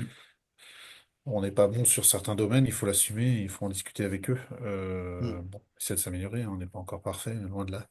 Mais ouais, et puis bah, dans la démarche quand même, de se dire, on se pose la question, les problèmes intergénérationnels dans une entreprise, je pense que la solution, si on l'avait trouvée, on pourrait en faire une publication qui serait très très lue. On ne l'a pas forcément trouvée, mais on a conclu dans la démarche un truc bête, mais qu'il fallait que tout le monde y mette du sien, en fait. Que les anciens, ils n'avaient pas tout le savoir et que les jeunes, c'était pas ceux qui arrivaient et qui faisaient tout le travers. Que les anciens ont été jeunes et que les anciens ont aussi besoin de la fougue et de l'énergie des jeunes. Ça, quand on l'a compris en discussion dans la démarche, c'est un grand pas. Bon, pour nous, ça a été un grand pas. Et c'est venu d'eux. C'est venu d'eux. Merci pour la réponse. Alors, est-ce qu'il y a une autre question et ce sera la dernière, mais par contre, ça suppose une réponse courte. Tout à fait. Voilà, et je préviens également aussi que notre interlocuteur, notre intervenant qui devait intervenir, David Duval, à la suite, aura un peu de retard. Donc, je vais proposer à Frédéric Huon, si tu le veux bien, voilà, d'enchaîner ensuite et de switcher. Voilà, pour laisser le temps à Monsieur Duval de nous rejoindre. Une troisième, voilà, question, Laurette, de votre Oui, une dernière question, alors là, qui peut s'adresser à l'entreprise Brillant et puis à la MFR de Gauvin. Est-ce que vous pouvez nous dire si la démarche a permis d'avoir un dialogue plus qualitatif après avoir engagé une démarche QVCT ou bien voilà. Globalement, est-ce que pour vous, ça a été le facteur de dialogue plus qualitatif? Est-ce que vous avez vu les effets de ce que vous avez mis en place, en fait, c'est ça? Voilà, sur la qualité du dialogue. Du coup, pour ma part, le dialogue, du coup, est peut-être plus fluide avec nos collaborateurs. Et puis c'est pareil pour eux, en fait, c'est aussi une montée en compétence ce dialogue parce que, par exemple, ils ne savaient pas forcément ce que c'était un bilan, les chiffres. Le fait de leur expliquer en fait le fonctionnement de l'entreprise, leur permet aussi euh, de savoir, de les impliquer dans la vie d'entreprise et de savoir nous quel est également notre quotidien en tant que gérant. Voilà. Très bien, merci. Et pour nous, en fait, ben, ça n'a pas été un effet, en fait, c'est plutôt un préalable. Le dialogue était déjà présent. Donc, c'est plutôt un facilitateur, en fait, de la qualité de vie au travail. Voilà, on a de la chance là d'avoir de chouettes dialogues. Donc, ça a été plutôt un, un préalable, en fait, plutôt bienvenu pour mettre en place la qualité de vie, ouais. Mm. Merci Merci. pour ces témoignages. Donc voilà, des illustrations concrètes qui ont des effets bénéfiques. Je crois que c'est l'entreprise Brillant aussi hein, qui nous disait des effets sur des indicateurs qu'on est amené à suivre aussi en termes de turnover, d'absentéisme, parce que on essaye aussi de démontrer par ces illustrations ce lien entre santé et performance et performance globale. Et bien sûr, la performance productive, elle est essentielle quand on entend ben, forcément, voilà, l'entreprise Prédic Madoré, l'entreprise Brillant et Monsieur Lepage, il y a forcément, voilà, ces questions d'un bon fonctionnement et d'une efficacité dans le fonctionnement et une efficience pour mieux produire un service de qualité, un produit, mais ça va au-delà, voilà, d'une performance productive, hein. On voit bien que c'est la performance globale en y intégrant aussi ces éléments de qualité de vie et des conditions de travail. Donc un grand merci en tout cas à ces trois témoignages et à votre participation. Bah, je vous invite, si vous avez le temps, bien évidemment, de rester voilà, jusqu'au bout avec nous. Mais bon, si voilà, l'activité nécessite votre présence, n'hésitez pas voilà, à nous quitter. Un grand merci à vous. Et on va passer à la deuxième partie après ce temps réservé aux entreprises. Et ben maintenant, ce sont les partenaires voilà, qui vont témoigner de comment ils s'engagent en faveur de la qualité de vie et des conditions de travail. Et bah, je vais passer la main à...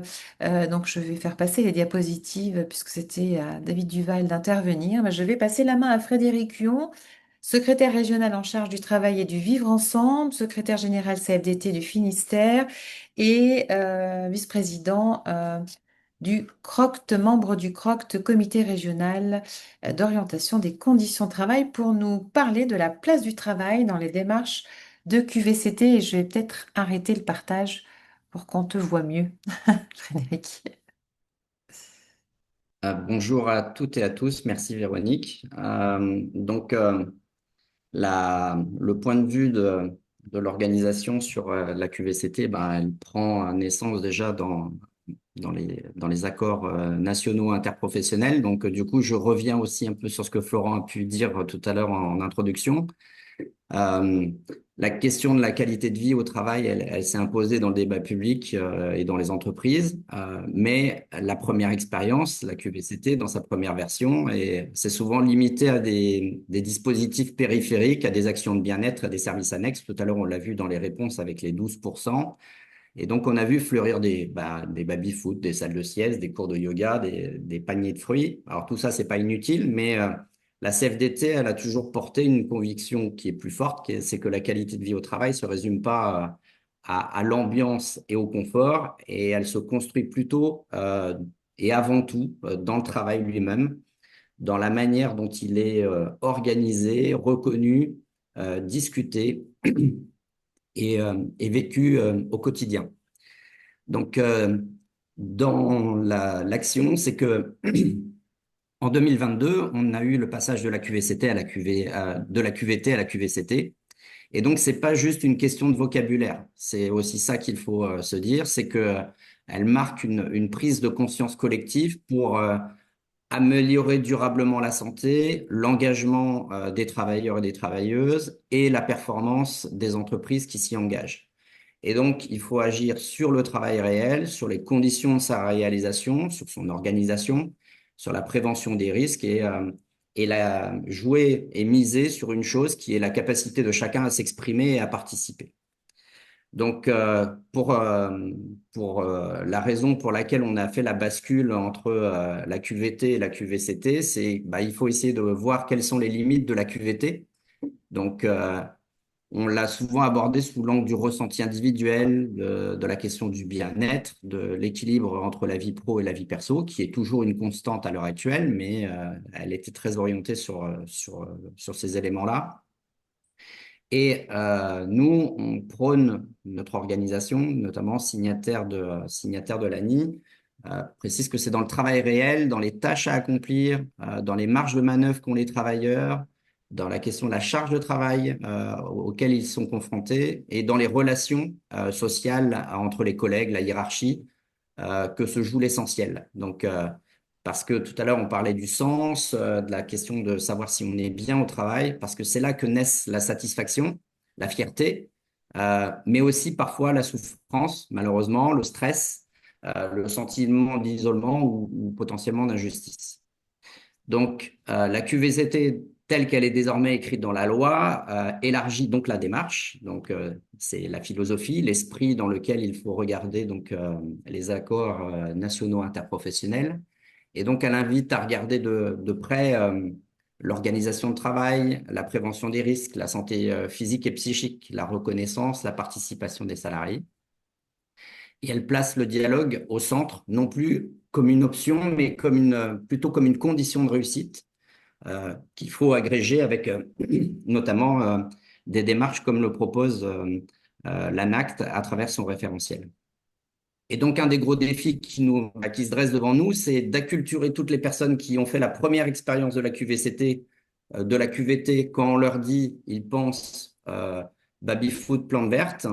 Et donc, c'est ça qu'il faut essayer de réorienter et de changer l'esprit donc pour l'amener beaucoup plus sur la question des conditions de travail, du travail tel qu'il s'exerce dans les entreprises. Donc, c'est un des défis qu'il peut y avoir, puisqu'il s'est passé 9 ans de construction, d'utilisation des médias qui ont communiqué sur un certain nombre de choses qui étaient mises par des grandes entreprises, notamment parmi les plus grandes du monde ou les plus visibles, sur une vision de la QVT qu'il faut transformer. Donc, c'est une des raisons pour lesquelles on a fait aussi intervenir l'ARACT Bretagne, parce que même en étant signataire, dans l'esprit d'un certain nombre des militants qui composent la CFDT, et ben, on a toujours cette petite musique que la question des salles de pause, la question des baby-foot reste toujours un tout petit peu ancrée, alors qu'effectivement, il faut profondément se concentrer sur le travail.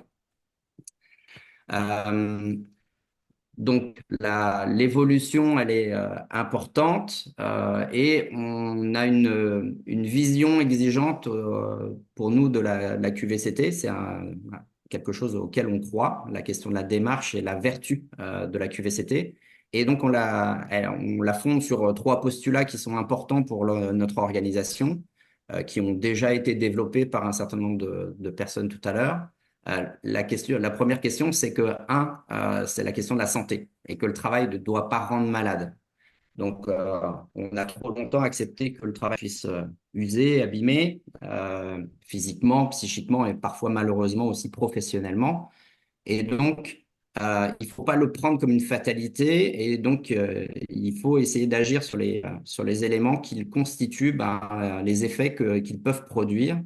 Et on voit donc dans la QCT, avant tout une marge de prévention efficace qui permet de pouvoir repérer les signaux faibles, observer le travail, de pouvoir agir sur le travail en le regardant tel qu'il s'exerce et non pas du point de vue des fiches de poste euh, qui ont leur utilité, hein, on les nie pas, mais entre le travail prescrit et le travail réel, il y a toujours une dimension qu'il faut et un écart qu'il faut toujours mesurer et observer parce que c'est là où se joue la plupart des éléments qui peuvent être importants pour l'entreprise, de bien comprendre pourquoi est-ce que les personnes ont agi de telle ou telle manière. Donc, c'est ce genre de choses auxquelles il faut être assez attentif.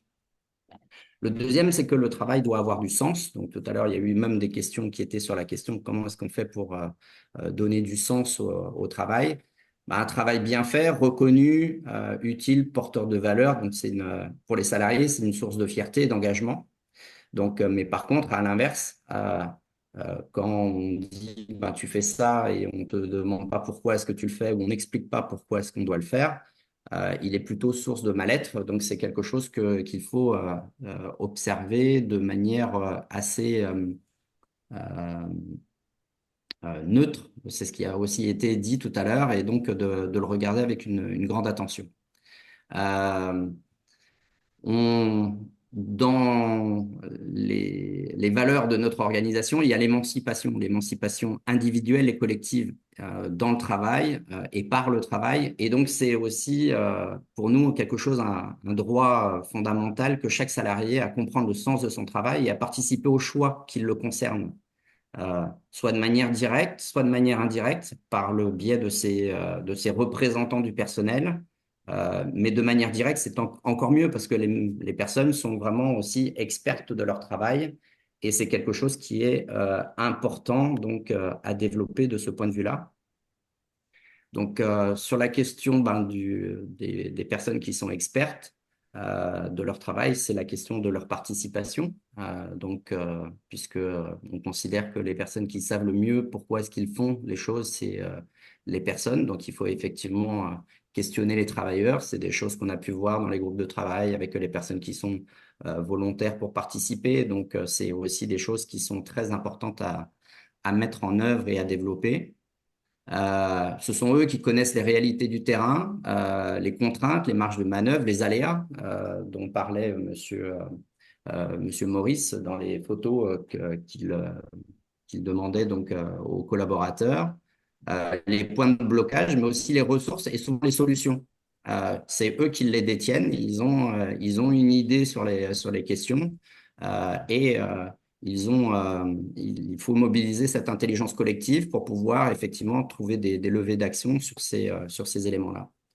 Donc, c'est une des raisons pour lesquelles qui nous ont poussé aussi à créer des espaces de discussion sur le travail qui puissent être ouverts à tous, où chacun peut s'exprimer, partager son expérience, des expériences qui peuvent être différentes entre un salarié qui est dit expérimenté maintenant et un jeune qui arrive parce qu'ils n'ont pas la même approche du travail ou la même expérience justement. Donc voilà, c'est aussi quelque chose qui permet le partage et c'est aussi quelque chose que j'ai pu entendre dans les retours d'expérience des différentes personnes. Monsieur Maurice disait tout à l'heure aussi qu'il était surpris de la participation de certains salariés. Et en fait, les salariés, ils aiment parler de leur travail. pour peu qu'on leur donne l'occasion, et qu'ils sentent que l'objectif n'est pas seulement orienté dans le sens de l'entreprise, mais aussi vers eux. Pourquoi est-ce qu'ils font les choses? Qu'est-ce qu'on peut améliorer? Comment est-ce que tu pourrais faire mieux, enfin, avoir de meilleures conditions de travail? Là, ils le font très, très librement. À ce titre-là, notre organisation a réalisé la plus grande enquête sur le travail qui existe à l'heure actuelle en France. On a eu 200 000 répondants et 20 millions de réponses. Donc, c'est vous dire que les personnes répondent aussi à des questionnaires qui parlent de leur travail, donc, et de tout milieu professionnel. Et on développe aussi à l'heure actuelle un nouveau podcast qui s'appelle Travaillez-vous, donc que je vous invite aussi peut-être à écouter au fil des choses qui viendront. Euh, Ces espaces de travail, d'expression sur le travail, pour autant, il ne faut pas qu'ils soient que des chambres d'enregistrement et plutôt des lieux de co-construction où la parole est libre, respectée et suivie d'effets, orientés par l'amélioration des conditions de travail. Il y a quelques années, on a eu le lean manufacturing, des fois dont l'orientation était quand même beaucoup orientée sur la production, où on vantait un certain nombre de vertus sur les conditions de travail. Et en fait, les salariés se sont vite retrouvés enfermés dans leur expression sur des biais qui les ont finalement contraints. Donc, il faut faire attention aussi à ce biais-là qui est important à développer. Donc, c'est des questions de confiance qui se jouent là-dedans. Et pour nous, une des clés de réussite, c'est les dialogues, mais avant tout aussi le dialogue social, parce que on peut plus facilement mettre en place des questions de QVCT dès lors que le climat social et le dialogue social sont bons et plutôt bien installés. Donc, ça permet aussi d'avoir des représentants du personnel qui s'engagent et on revendique, nous, une consultation systématique des salariés et des représentants dans les projets de transformation, de réorganisation, de changement d'outils et de méthodes qui sont prévus dans le Code du travail. Et trop souvent encore, les décisions sont prises sans concertation et imposées. Et en fait, c'est là qu'on voit qu'il y a des résistances, des incompréhensions ou des échecs. Donc, il y a toutes les possibilités de pouvoir effectivement être le plus fluide possible en informant, en consultant, concertant sur l'amélioration des conditions de travail. On estime qu'un bon niveau de dialogue social permettra plus facilement du coup d'atteindre un dialogue professionnel utile à l'entreprise et à la prise en compte des conditions de travail réelles que vivent les salariés. Donc, pour ça, donc, on porte la question de la création des espaces de discussion sur le travail. Donc, on parle aussi beaucoup de dialogue professionnel. Donc, le dialogue professionnel s'instaurera beaucoup plus facilement dans un dialogue social qui, lui, est établi. Donc, c'est quelque chose qui nous semble quand même relativement important. C'est une notion un peu nouvelle, mais on, on a les entretiens professionnels, on a le dialogue social qui se fait plutôt au niveau des instances. Et la question du dialogue professionnel, c'est de parler du travail, justement, de créer les conditions pour qu'ils puissent s'exprimer dans la question de la neutralité qui a tout à l'heure été évoquée. Donc, c'est ce genre de choses auxquelles il faut certainement pouvoir accéder et donner accès, justement, dans ces éléments-là. C'est la question de la participation. Pardon? Oui, je disais pour quelques minutes pour conclure. Oui, pour conclure. Ouais, ouais. Donc, c'est aussi la question de la participation au projet de transformation, puisque le travail évolue assez rapidement sous le coup d'effets technologiques, numériques. Donc, c'est aussi de prendre en compte et de commencer à réfléchir avec les salariés sur les effets potentiellement prévus sur ces éléments-là, y compris sur la transition écologique. Voilà, c'est des éléments qui sont certainement à prendre en compte. Les questions de conciliation de vie pro, vie perso. Et tout à l'heure, on parlait alors je voyais que Florent mettait une question sur la question de la performance des entreprises et on, on dit que 1 euro investi dans les conditions de travail, généralement, va générer à peu près 3 euros de de rentabilité de cet euro investi dans les conditions de travail. Et je pense qu'il faut aussi considérer que le temps qui lui est accordé va aussi permettre de gagner du temps plus tard, donc d'enrichir effectivement à travers des espaces de dialogue sur le travail, va permettre à terme à l'entreprise aussi de gagner du temps, d'être plus fluide, d'être plus agile aussi dans ses ajustements d'organisation. Et on invite aussi, du point de vue de l'organisation, à ne plus faire de l'organisation du travail un dogme. Donc, on sait qu'il est plutôt à la main de l'employeur, mais il faut aussi pouvoir s'ouvrir sur cette question-là, à être très ouvert sur la question de l'organisation, parce que beaucoup de choses se jouent dans cette organisation du travail et sur laquelle il faut plutôt essayer d'évoluer. Donc, et on aimerait qu'il puisse faire l'objet aussi d'un sujet de négociation comme les autres parce qu'on sait qu'il est source d'enjeux sur les questions du travail. Donc voilà pour ma contribution et euh, je, pour la question de l'analyse du travail et de l'écoute active des salariés. Donc il faut savoir aussi parfois faire un pas de côté dans les espaces de discussion sur le travail. Euh, Nous, représentants du personnel, parce qu'on a l'impression de porter leur voix souvent et de se dire que bah, on a plus, on se dit qu'on pourrait avoir un rôle un peu subsidiaire s'ils s'exprimaient directement. Et les managers peuvent avoir aussi cette impression-là.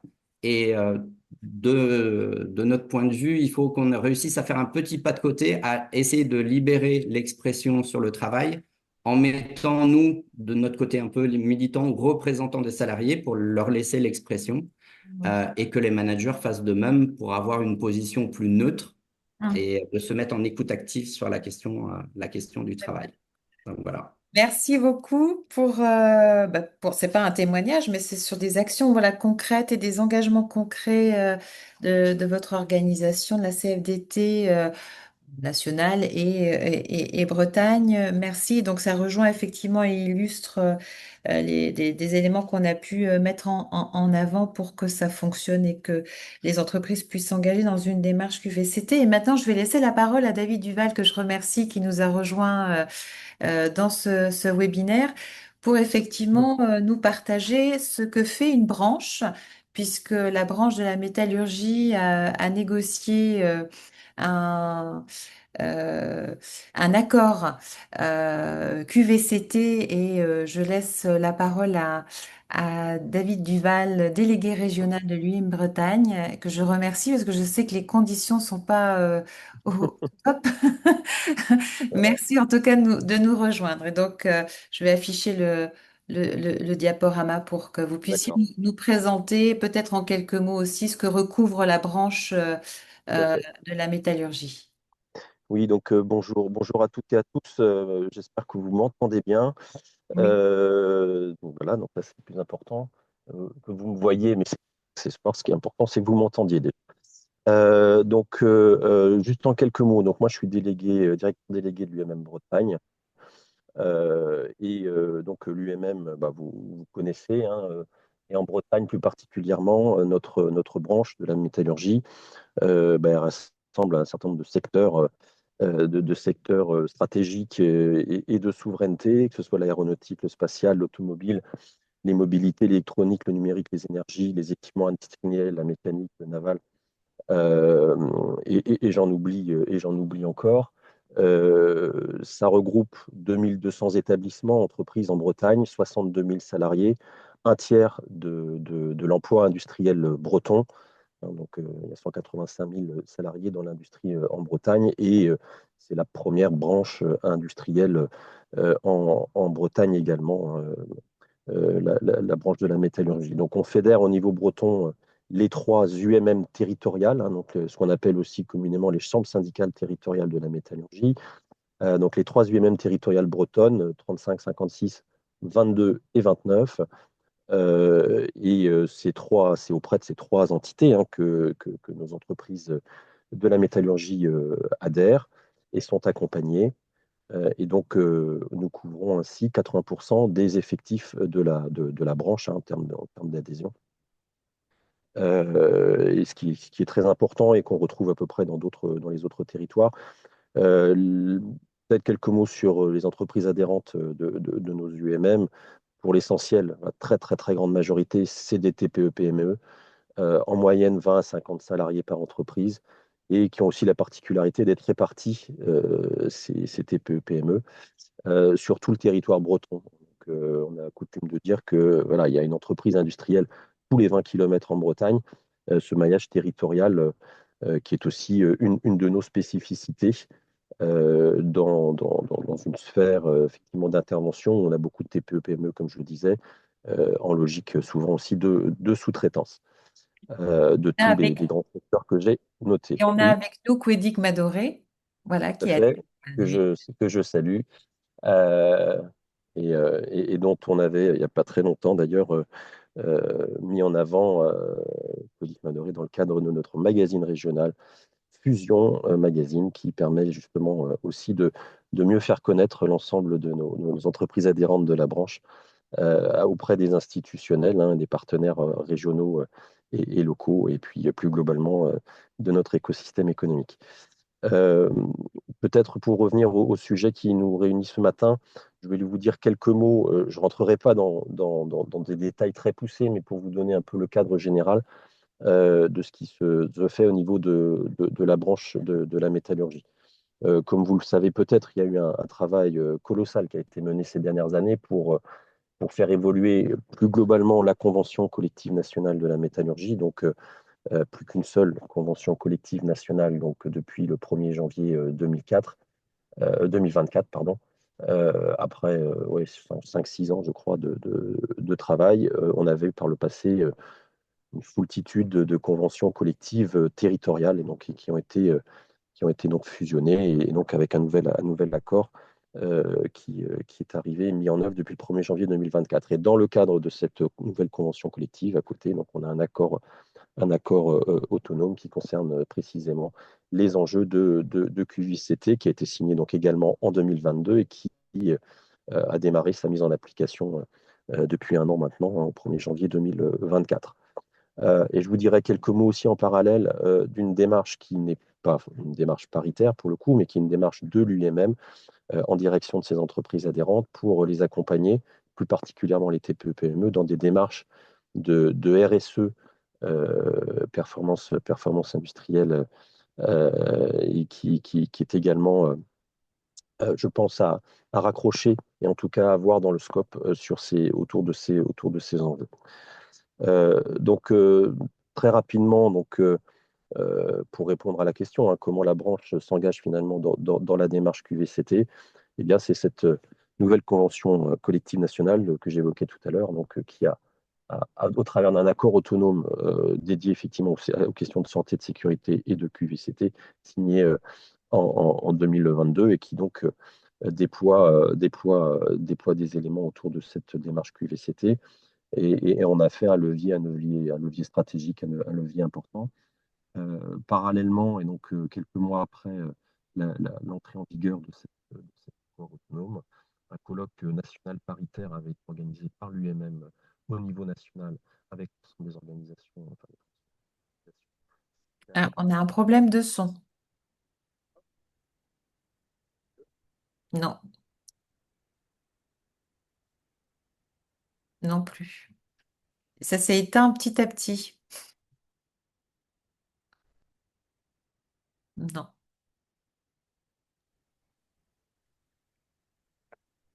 Est-ce que vous m'entendez? Très bien. C'est mieux.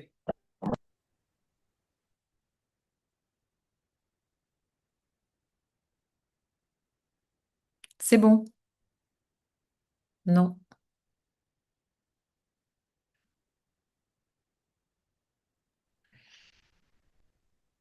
Allô? Aïe, Oui, aïe, aïe, ça a c'est bugué. bon. On vous voit et on vous entend.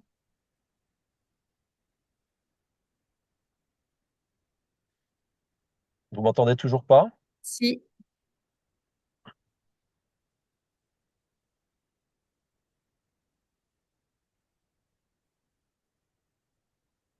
on vous Ah, c'est entend. moi qui vous entends plus, c'est ça qui est embêtant.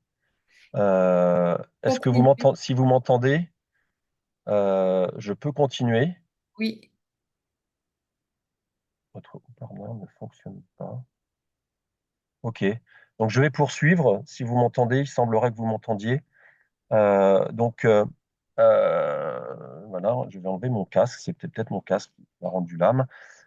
Donc, je vous disais effectivement que nous avons organisé au niveau national un colloque national paritaire donc, avec les 3 organisations syndicales de la branche et installé à cette occasion une instance paritaire qualité de vie et des conditions de travail qui justement vise aussi à accompagner les entreprises volontaires en leur proposant un certain nombre d'outils et de solutions concrètes. Et les UMM territoriales, de par leur proximité avec les entreprises, ont la capacité du coup à accompagner les entreprises volontaires en la matière. Euh, donc du coup, je vais passer au slide suivant, pardon. Euh, donc, juste pour vous dire que euh, la position de l'UMM est assez claire, hein. Il n'y a pas de bon fonctionnement de l'entreprise sans une bonne prise en compte des questions de qualité de vie au travail, des conditions de travail et de SST plus globalement également. Ça, c'est quelque chose sur lequel on insiste beaucoup. Et que derrière ces notions de QVCT, l'idée, c'est aussi, à travers l'accompagnement qui sera fait, de démystifier aussi un certain nombre de notions et de rentrer aussi par des aspects très très pratico-pratiques. Globalement, lorsque ces démarches sont mises en place, les études qui ont pu être menées dans la branche ont montré que ça améliore au quotidien l'ambiance, le bien-être au travail, la sécurité, la prévention des risques, l'attractivité, la fidélisation des talents, qui est un enjeu très important aujourd'hui dans nos métiers industriels, et la performance collective, la motivation des équipes est également un élément très important et de bénéfices attendus. Donc, comment les entreprises peuvent s'emparer finalement de cette démarche qui a été donc convenue au niveau national dans un cadre paritaire. Nous avons mené au niveau national une enquête auprès de 1300 entreprises de la métallurgie et elle a mis en lumière une dynamique plutôt encourageante, hein. Bien sûr, les grandes entreprises sont déjà souvent un peu en avance, mais on voit aussi qu'il y a une forte ambition de progresser sur ces sujets-là auprès des TPE-PME qui sont effectivement le cœur de nos adhérents. 25% considéré très important. Et que, voilà, avec des bénéfices attendus en termes d'ambiance, de bien-être au travail, de sécurité, d'attractivité ou de fidélisation. Donc, dans ce cadre-là, l'instance paritaire nationale qui est mise en place aura vocation à, à recenser et élaborer un certain nombre d'outils qui seront adressés aux entreprises volontaires et il y a un bilan qui sera fait à la fin de cette année là, de mise en œuvre de cette démarche donc, qui est inclus dans le cadre de la convention collective, une nouvelle convention collective nationale à travers cet accord autonome. Juste vous dire également que pour accompagner les entreprises dans chaque chambre syndicale territoriale, UMM territoriale, il y a au moins ce qu'on appelle des prédateurs, donc, qui sont formés sur ces sujets-là et qui sont capables en matière de et donner des impulsions à ces démarches de. Donc, c'est la clé d'entrée pour les entreprises, ça va être effectivement ces présenteurs au sein des chambres syndicales territoriales. Je ne vous entends pas, mais j'imagine que vous m'entendez, vous, de mon côté, du moins je l'espère. Donc, je vais poursuivre avec une dernière slide importante à côté de notre démarche de QVCT. Nous avons enclenché une démarche, non pas branche, mais fédération UMM, RSE, euh, sur mesure, pour justement adresser toutes ces TPE, PME industrielles et leur réalité. Donc une approche qui a été construite et qui est alignée sur leur réalité avec un référentiel qui va bien pour répondre à leurs problématiques, pour que sur ces sujets-là de RSE, elles ne subissent plus, elles ne soient plus en situation de subir et qu'elles soient en capacité aussi d'anticiper. Pour cela, on les fait travailler sur 5 dimensions stratégiques, la dimension de la gouvernance, du social, du RH, mais également de la production, de l'impact environnemental ou ou des produits, services et marchés. L'objectif, c'est d'avoir effectivement une feuille de route réaliste, cohérente et progressive qui sont adressées auprès de ces entreprises à travers d'une première étape qui est une étape de signature de charte d'un premier niveau de RSE, puis derrière une labellisation dont l'objectif in fine est effectivement de pouvoir se coller aussi aux besoins des grands donneurs d'ordre, puisque cette démarche RSE a été co-construite aussi avec un certain nombre de grands donneurs d'ordre nationaux au sein de notre branche de la métallurgie. J'espère que vous m'avez bien entendu jusqu'au bout. Oui. Je suis là arrivé au bout de ma courte présentation. Et ce que je vous propose, c'est que si jamais il devait y avoir des questions de votre part, parce que je vais devoir malheureusement vous quitter, c'est que l'ARAC puisse les répercuter vers nous et on se chargera de vous apporter les réponses nécessaires. Merci beaucoup. Merci à vous, très bonne fin de journée à vous et désolé encore des conditions voilà, de votre participation, mais voilà, on a entendu les messages principaux et l'ARACT voilà, sera un acteur ressource pour les UMM si vous souhaitez accompagner les entreprises de votre branche pour engager des démarches de QVCT. Merci à vous, très bonne fin de journée, très bonne fin de semaine. On poursuit pour presque conclure ce webinaire avec la présentation des travaux du groupe qualité de vie et des conditions de travail, donc piloté par Florent Arnaud et moi-même. Les objectifs de ce groupe de travail dans le cadre des deux PRST, plans régionaux santé au travail, depuis 2021, c'est fixé quatre objectifs en lien avec des acteurs à toucher, sensibiliser. Donc, le premier objectif était de promouvoir les démarches de qualité de vie et des conditions de travail auprès voilà, des entreprises à travers à la fois une offre de services des membres qui participent à ce groupe, mais également en co-construisant, comme on le fait aujourd'hui, des actions ou événements à distance ou en présentiel, et en faisant la promotion également, comme l'a précisé Florent, du référentiel QVCT qui a été publié par l'ANACT maintenant depuis 2023. D'illustrer également aussi, parce qu'on l'a vu ce matin, que c'est par l'illustration, c'est par le témoignage d'entreprise que ça parle beaucoup plus peut-être voilà, les acteurs d'entreprise pour s'engager dans des accompagnements.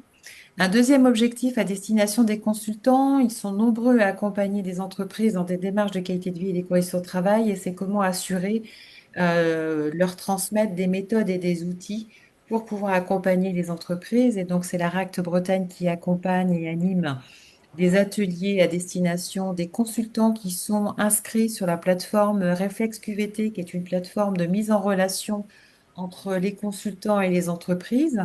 Et donc, d'où l'importance de pouvoir aussi sensibiliser, accompagner, outiller les consultants dans les démarches de qualité de vie et des conditions de travail et aussi des échanges de pratiques. Et puis en 2024-2025, plus précisément, on s'est attelé à la sensibilisation des préventeurs et également des partenaires sociaux. Et je laisserai Marie-Pierre Terrain de la IST 22 nous en parler. Euh, il pourra voilà, témoigner de l'action qui a été réalisée à l'IST 22, bah, pas plus tard que vendredi dernier. Et donc vous dire qu'en tout cas, pour les organisations professionnelles, des initiatives ont été proposé par la CFE-CGC le 4 avril dernier, qui réunissait à la fois des élus CFE-CGC, également les membres des observatoires du dialogue social, des représentants de services santé au travail finistériens et la DETS 29, voilà, autour d'un atelier de sensibilisation, articulation démarche, prévention des risques professionnels et démarche QVCT. À la demande effectivement de la CFDT Bretagne, une journée de sensibilisation auprès des mandatés des institutions de santé au travail et du bureau régional. Et puis, on le disait, voilà la mobilisation de l'U2P et aussi de la CPRIA, puisque la CPRIA a tout dernièrement mis en place une commission QVCT pour là aussi accompagner, vous l'avez compris, les petites entreprises. Et je laisse sans plus attendre Marie-Pierre Thérin, qui je sais a travaillé cette séquence avec Agathe Courtois de l'OPP-BTP, donc toutes deux membres du groupe Qualité de vie et les conditions de travail. C'est à toi, Marie-Pierre. Oui, bonjour. Alors donc je vais témoigner au nom des préventeurs. Moi je suis psychologue du travail à l'AIST 22 et avec Agathe Courtois qui est donc directrice régionale de l'OPP-BTP Bretagne, on souhaitait vous parler un petit peu de ce qu'on fait nous en entreprise et les démarches en tant que préventeur. En fait, ce qui était important, c'est surtout de dire que quelle que soit l'entrée d'une démarche de prévention des risques professionnels, elle est toujours quand même en faveur de la qualité de vie et des conditions de travail, donc de la structure et des salariés. Je voulais revenir sur un point qui est dans toutes ces démarches, en fait, on voit que ce qui est important pour les professionnels, c'est de pouvoir leur donner la possibilité de parler de leur travail et de leurs conditions de travail. Et que ce soit sur une démarche des risques psychosociaux ou une démarche sur d'un aménagement de poste, en fait, ils sont heureux, là, à ce moment-là, de parler de leur travail. Donc, ces démarches de prévention des risques professionnels, elles sont complémentaires d'une démarche de qualité de vie au travail. En aucun cas, elles s'opposent. D'ailleurs, c'est ce qu'on peut constater par rapport à l'étude qu'a pu mener ma collègue Émilie Bizien dans la structure de Quedig Madoré. Ça a permis de mettre et de continuer la démarche par un engagement de la qualité de vie et des conditions de travail pour les salariés. Donc, ce sont toujours des démarches qui favorisent le collectif et la collaboration. On parle du travail et essentiellement du travail. Ce sont toutes les deux des démarches de prévention primaire et l'idée, c'est d'associer un maximum de personnes, que ce soit internes ou externes. Donc, le mieux, favoriser le périmètre de cette qualité de vie au travail, c'est aussi poser le cadre. Donc, quand on intervient en entreprise, on explique bien qu'on vient parler du travail, que c'est central, que c'est le cœur de la démarche, que ça nous permet de mieux articuler aussi notre démarche de risques psychosociaux. Je vais parler pour ma collègue et moi, puisque nous, on intervient essentiellement sur les risques psychosociaux. Le plan d'action qu'on va proposer aux entreprises, ou qu'on va accompagner en tout cas, eh bien, ça favorise la qualité de vie au travail. On part des situations de travail, des contraintes, on évalue les risques et on essaye de mettre en place des plans d'action. Et puis des leviers organisationnels. Ce que j'explique aussi quand on accompagne sur les plans d'action, c'est qu'on est aussi sur... on adapte en fait les professionnels à ces nouveaux changements. Donc on va être sur de nouvelles façons de travailler, de nouvelles façons de collaborer, des mises en place de réunions qui peuvent être différentes. On teste, on essaye, on adapte et puis on ajuste si besoin. Ou on valide que le nouveau format convient à tout le monde. Donc l'idée, c'est vraiment de travailler tous ensemble. Donc on essaye de mobiliser un maximum d'acteurs dans une entreprise et entre autres de différentes unités de travail. Parce qu'en fait, on se rend compte que dans les entreprises, les personnes ne connaissent pas forcément les contraintes des uns et des autres. Donc pour mettre un plan, on va dire, de prévention collective, l'idée, c'est d'y associer toutes les personnes et les différents points de vue. Et en même temps, ça permet de voir, de visualiser les contraintes. Et ça favorise aussi le dialogue, les échanges. De toute façon, la base, c'est l'échange, le dialogue. Et pouvoir parler de son travail tous ensemble. Donc, ce qui nous a permis de le réaliser, c'était donc la semaine dernière aussi, quand vous êtes intervenu auprès du service. On a pu donc être acculturé à la notion de la qualité de vie et des conditions de travail en tant que préventeur. Et puis, on était donc les différents métiers associés sur des ateliers, ce qui nous a permis aussi d'échanger sur ce qu'est la qualité de vie au travail. Et en conclusion, les collègues disaient, mais en fait, on participe tous à la qualité de vie au travail quand on intervient en entreprise en tant que conseiller en prévention. Avec quel beau message de fin. Merci Marie-Pierre. En tout cas, ce que j'entends, c'est que entreprise, vous pouvez mobiliser, voilà, quand vous engagez une démarche de QVCT, il y a bien évidemment les acteurs internes, mais ne pas oublier à y associer les acteurs externes que sont voilà, les services de santé au travail.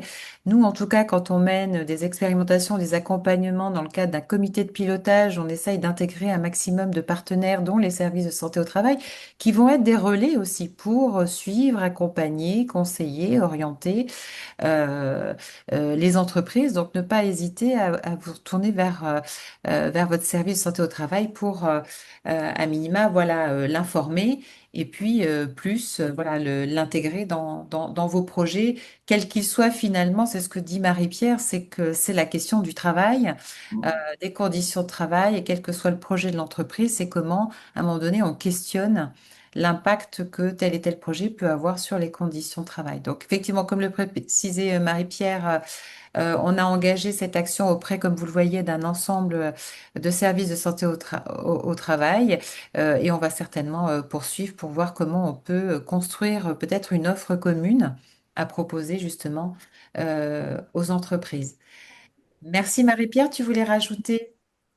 Euh, Non? juste que, en fait, nous, on a le sentiment, effectivement, quand on intervient en entreprise, d'amener, enfin, d'essayer d'accompagner au maximum les structures à améliorer leurs conditions de travail. En fait, on a exactement le même objectif que la direction ou les membres du CSE, puisque souvent c'est par le biais de Copil, effectivement, qu'on intervient.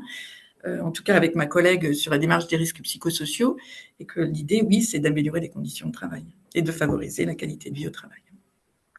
Merci Marie-Pierre. Eh bien, écoutez, pour terminer, on s'avance vers la conclusion de ce webinaire. Donc, une page ressources sur le site Santé au Travail Bretagne, qui est le site internet du plan régional santé-travail, où vous retrouverez un ensemble de ressources utiles pour vous accompagner à engager des démarches QVCT. D'autres ressources dont on a parlé, le référentiel qui précise de quoi on parle. Voilà, Florent vous l'a présenté. Si vous voulez engager et mettre en œuvre une démarche, il y a aussi les 10 questions sûres qui, étape par étape, vous guident et pourront vous guider dans une démarche de qualité de vie et des conditions de travail. Et ensuite, des outils produits en région pour le médico-social, mais qui peut totalement se transférer à d'autres secteurs et qui accompagnent des animateurs de démarches QVCT tel qu'on l'a entendu dans l'entreprise Quedic Madoré, parce que ça s'outille, voilà, il faut animer, l'organiser, on le voit bien, pour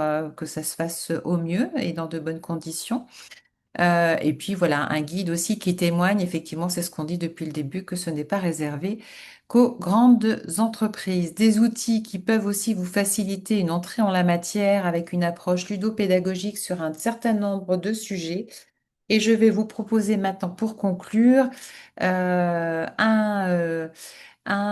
sondage à nouveau pour terminer ce webinaire et recueillir votre satisfaction. Donc, je vais lancer ce sondage. Voilà, il doit apparaître normalement à l'écran si tout va bien, avec une première question sur est-ce que ce webinaire vous a intéressé? Oui, non, partiellement, et donc avec l'intérêt de savoir pourquoi, pour qu'on s'améliore les prochaines fois.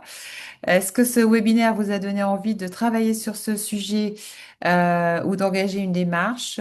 Oui, non. Et si oui, surtout, bah, de quoi auriez-vous besoin pour que le groupe puisse continuer ces travaux. Donc, en tout cas, vous l'avez compris que l'ensemble des acteurs se mobilisent pour promouvoir ce que recouvre la qualité de vie et des conditions de travail. Et c'est pour ça qu'on l'a voulu faire ce webinaire de manière partenariale et aussi recentrer euh, les échanges sur parler du travail, comment parler du travail et pourquoi parler du travail. Euh, donc un grand merci et un merci chaleureux à l'ensemble des contributeurs et à l'organisation de ce webinaire et des partenaires. Euh, nous serons ravis de vous retrouver pour voilà, la suite. Et puis je vous souhaite une bonne fin de semaine de qualité de vie au travail. Vous pourrez retrouver l'ensemble des replays des 60 événements qui ont pu s'organiser au niveau national et régional par l'ANACT et les ARACT sur le site de lanact.fr.